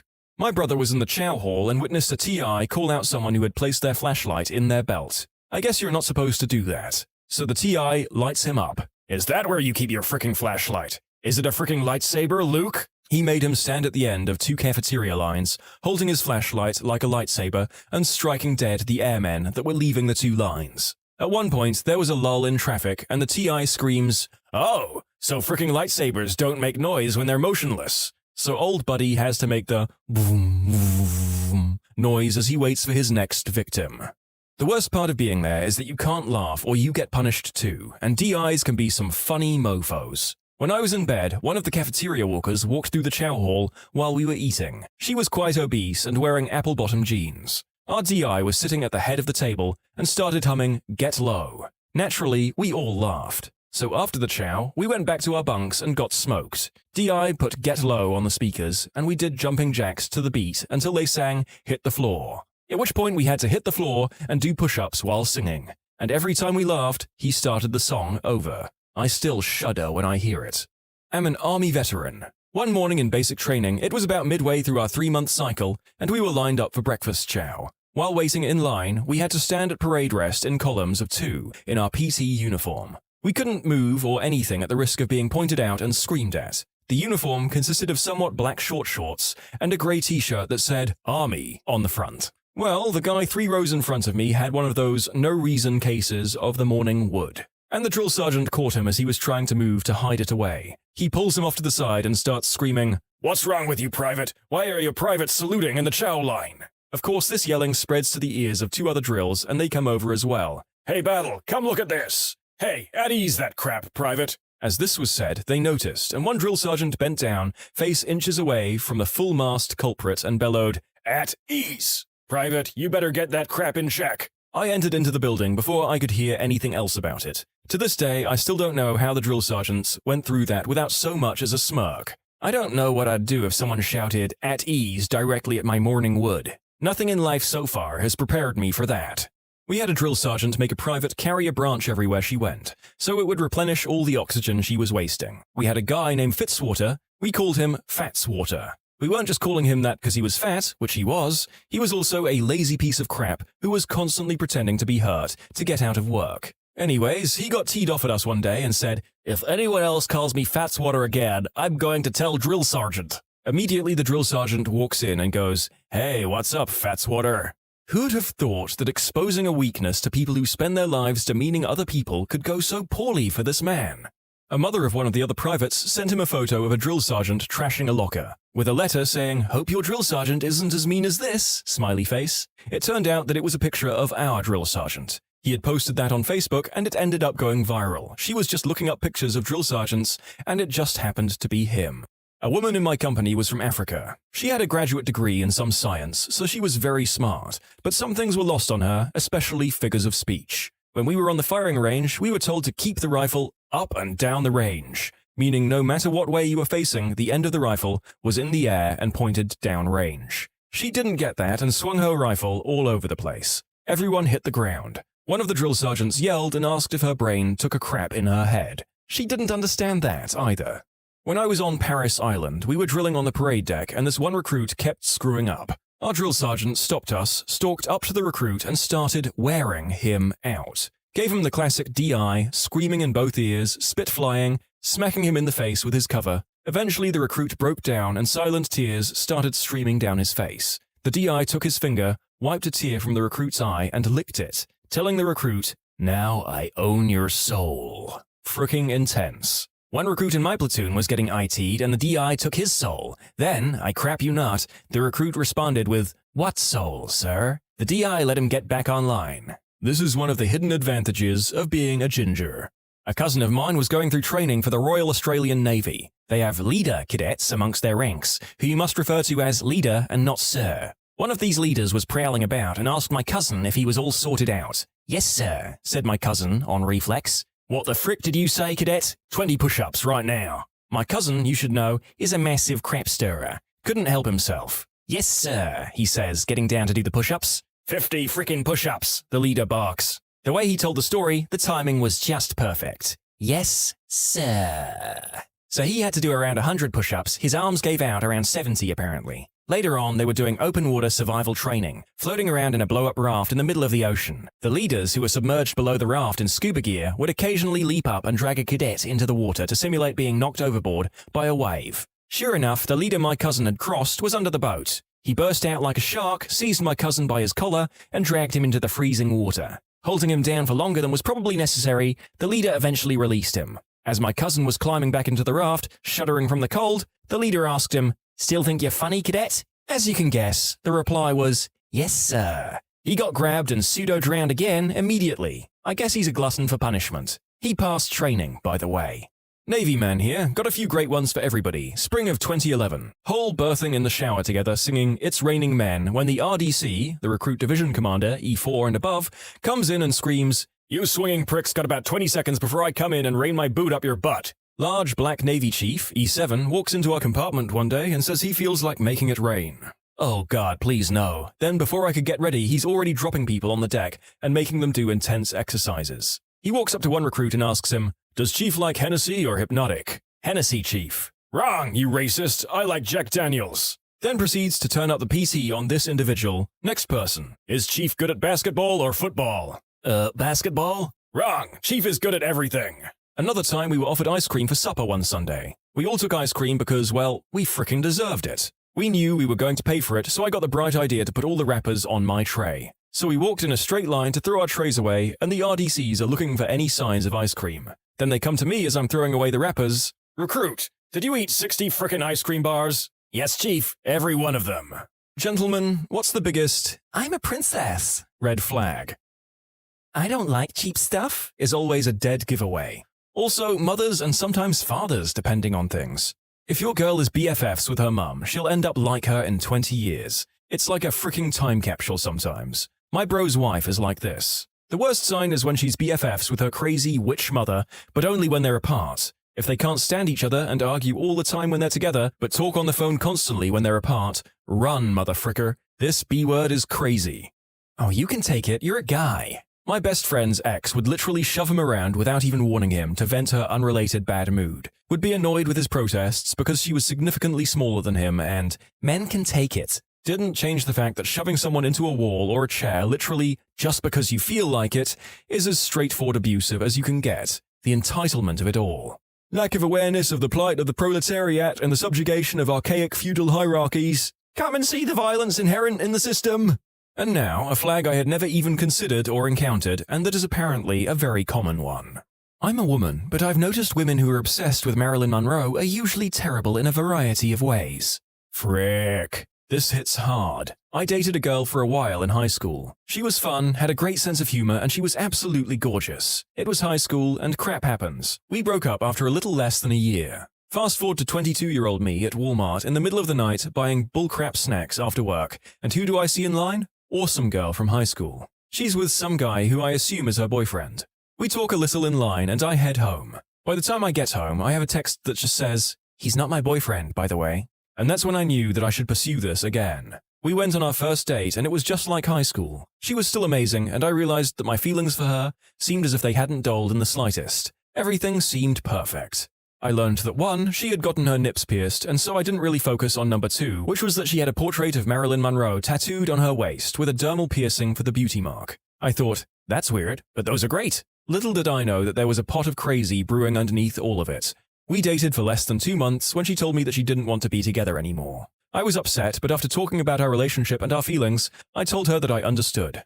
A couple of days later, I get a phone call. She is teed off, screaming at me about how much I hurt her. I'm confused, to say the least. She tells me that breaking up with me was a test. I was supposed to fight for her. She wanted to see if we were meant for each other. Needless to say, I blocked her phone number and haven't looked back since. Mail here. Ex loved Marilyn. Ditched me for some guy who made more money. Apartment building caught on fire. She stole a Marilyn Monroe painting from the apartment next to ours and half my insurance check. She wouldn't sign off on it unless I gave her half. Happened days after she took all of her crap and moved out. Yes, I fought and did my homework. No-win situation. She even went on to stop responding to me when I had a grand worth of checks I needed her to sign for my expense reimbursement. The insurance company got to keep the money. I had a brief phase where I felt I related to her and people called me Marilyn. Can confirm, I was a mess at the time. Over the winter, I worked with a girl who would say to everyone, "Girls hate me because I'm cute and I steal their boyfriends." I tried to avoid her after that. Girls hate you because you're a B-word. When her mother says, "Boys just flock around her like bees around honey," she agrees with a big smile. Respect for her brother responding with, "You mean like flies around crap?" My wife's maiden name was King. She maintains that she is a princess by definition. Can't argue with her logic. Based on your working, I assume that she changed her name when she married you. By that logic, you could argue that she abdicated. I was dating this girl that absolutely loved KFC's fried chicken. While she was in the shower one time, I decided to run to KFC and surprise her with a quick little meal. I did not get mashed potatoes, never really cared for their take on mashed taters. She threw me out upon finding there were no mashed potatoes. Threw me out. Talks about how much she hates the $200 marble iPhone case her mum bought her. Constantly calls her brand new MacBook Pro a piece of crap because she doesn't know how to use it, then proceeds to throw it to the ground and drop it all the time. Breaks the $200 marble iPhone case. Excited when mum buys her a new one. Yeah, I didn't stick around. Girls are too much drama, that's why I only have guy friends. I hate drama. Princess who proceeds to cause all sorts of drama. I think it's a fairly good, if not universal indicator that if any person, male or female, tends to push away their friends, they may not be great at relationships either. Refusing to do something on the grounds that she's too good for it. Not taking out the garbage, cleaning a bathtub, whatever. Nobody's too good to be humble and helpful. Anybody who thinks they are is a butthole. A girl that was in my friends group got really angry when I talked about potentially moving houses, and I said that I would ask everyone, including her, for some help. Pizzas and beer guaranteed, of course. She went bat-crap crazy about how girls do not do these kinds of things, and it's rude to even think about asking her. The other girls were livid, referring to herself as a princess, or, I can really be a diva, but cutesy smirk, gotta love me. No, I do not. The only time gotta love me is acceptable for anyone to say is if they're a pink baby dinosaur. After going out a few times, she said, man, I've gone so overboard spending lately. Hey, can you take care of my credit card debt for me? Me, silent, looking at her oddly, trying to decide if this is a bad joke. I mean, you could be a sugar daddy, couldn't you? Me? No, I'm not that old yet, nor wealthy, and I wouldn't be even if I were. You don't want to be my sugar daddy? That was the end of that relationship. I could maybe be your aspartame daddy, that's about it. I prefer the term splendor daddy. This happened to me, went out once, worst date ever. Ended the night without even a handshake. Made no plans. She texted me to ask to borrow $500 a couple of times. One of my best friends had a girlfriend once say she likes to have nicer things than other people, but doesn't want to work, so he needs to have a good job. Same girl also said she should come before family and God. I'm not religious, but that's still pretty nuts for people who are, which they were. Throwing a tantrum and being teed off at your boyfriend for not proposing the right way. Knew a girl who did this exact thing. We have a tradition at our university where you propose under this huge tree on campus. Only some people do it, not everyone. She literally threw a tantrum even though he planned a sweet proposal that would have pleased any other girl just because he didn't do it under the fricking tree. Usually having princess written across the rear of their pink sweatpants is a dead giveaway. In the 90s, it was a big trend to have princess written down one leg of the track pants.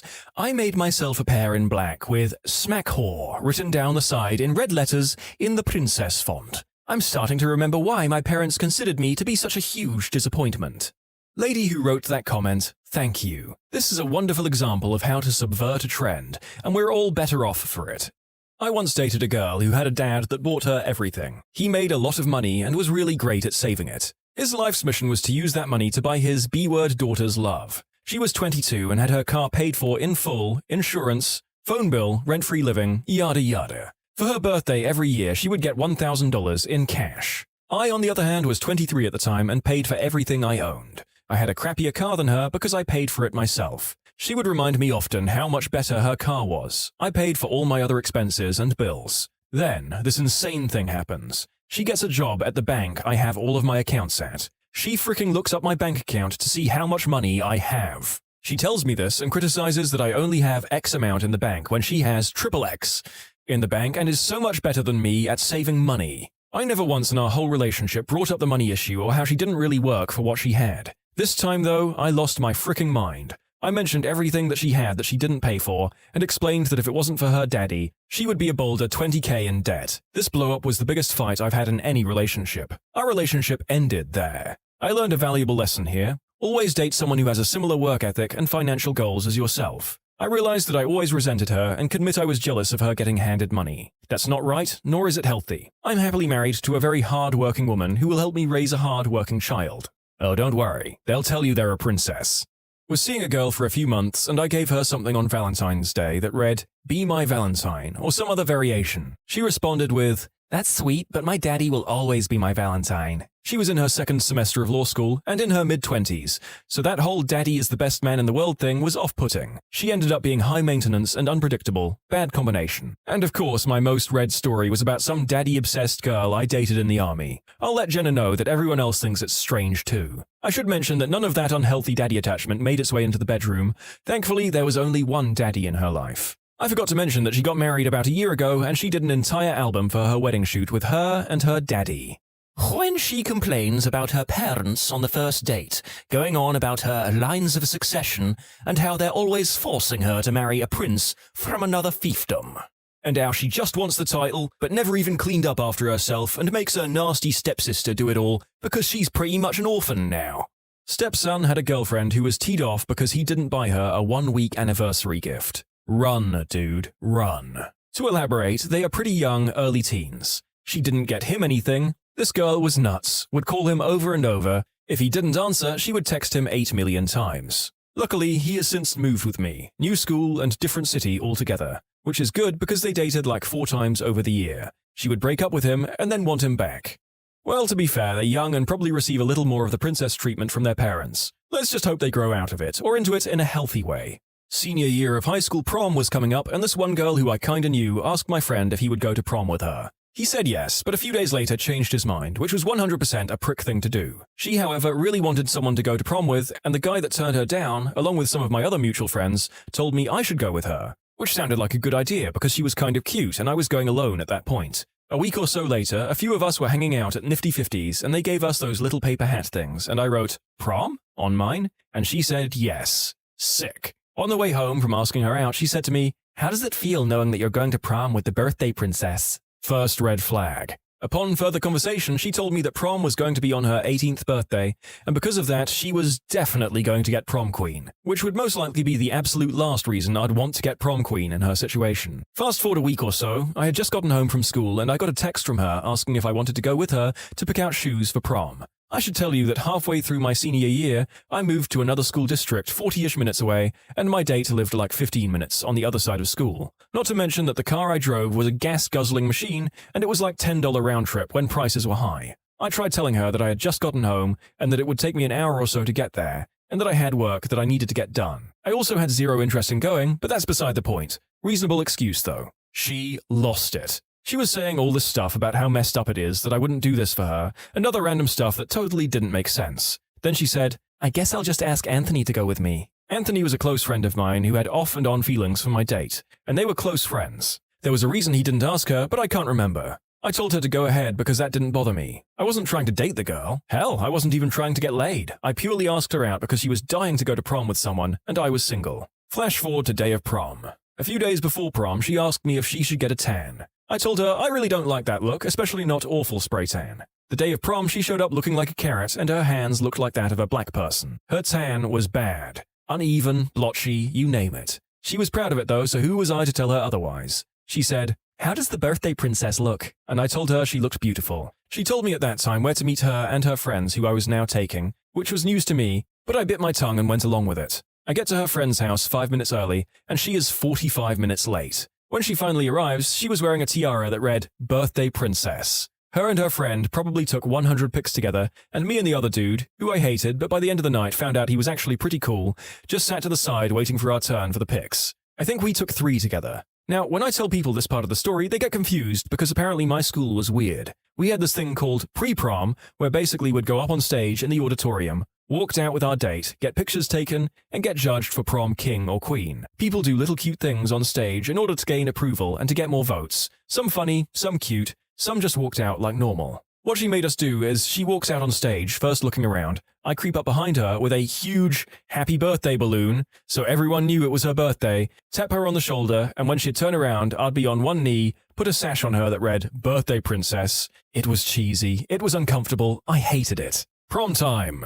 So we get to prom and take our seat. We eat a little, and then people start going on the dance floor. I ask if she wants to dance, but she says she's not feeling well, and I should just go. I obliged and danced for a good 20 minutes, and when I look at her sitting down, she looks very upset. I notice her staring at the boy who turned her down dancing with another girl, and I felt bad for her. I went up to her and told her to come to the floor and have fun with everyone, and she says she's fine. A half hour passes before I walk up to her. She looks me dead in the eyes, and before I can say anything, she snaps and says, "You really need to learn to leave me the hell alone." Well then. I leave her at the table and go and hang out with my friends. People keep coming up to me and asking where my date is, and then someone asks, "Why is she crying?" The question then turns to, "What did you do to her?" It got to the point where even teachers and school faculty pulled me over asking if I did anything to upset her. An hour passes and it's time to announce prom king and queen. I sat down again and she calmed down by this point. She was telling the whole table how she has to be prom queen because it's her birthday and she's the birthday princess. I told her not to get her hopes up just in case it didn't happen, and she didn't like that at all.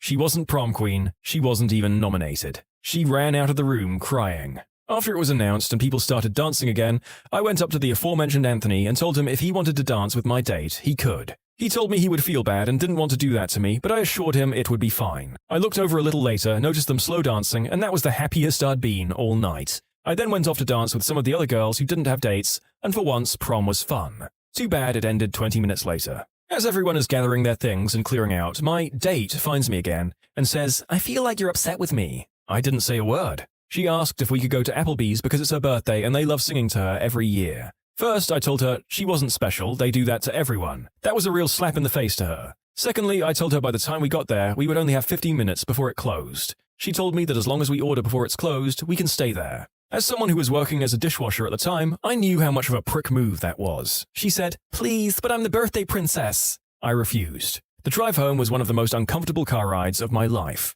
Every time we passed a restaurant, "Do you think Denny's would sing to me? Do you think the diner would sing to me? Do you think McDonald's would sing to me?" I have never met someone, yet alone an 18-year-old, who was so obsessed with their birthday. I pulled up to her other friend's house, a bunch of people were going here after prom to hang out, and we all got out. As I was walking up the driveway, I got the thought, what the hell am I doing? I walked back to my car and drove away. In conclusion, while she wanted to feel like a princess, I felt like 2017 Prince. Also, the day of prom at school, I asked my friend if he wanted to hang out after prom. He told me he wasn't going because he was going to ask out the girl I was going with and didn't want to go alone. Fast forward a few months. I hadn't spoken to the girl I went to prom with since I drove away. Literally not a word. It was the day of graduation and my one friend was having a graduation party. I went and lo and behold, my date was there. A group of us started talking and out of nowhere she said, "You know, the way you asked me to prom was cool, but the way that blank, the kid who didn't end up going to prom because I was going with her, would have asked me would have been so much better." His plan was going to be to get Snow White at Disney to ask this girl to prom because she was obsessed with Snow White.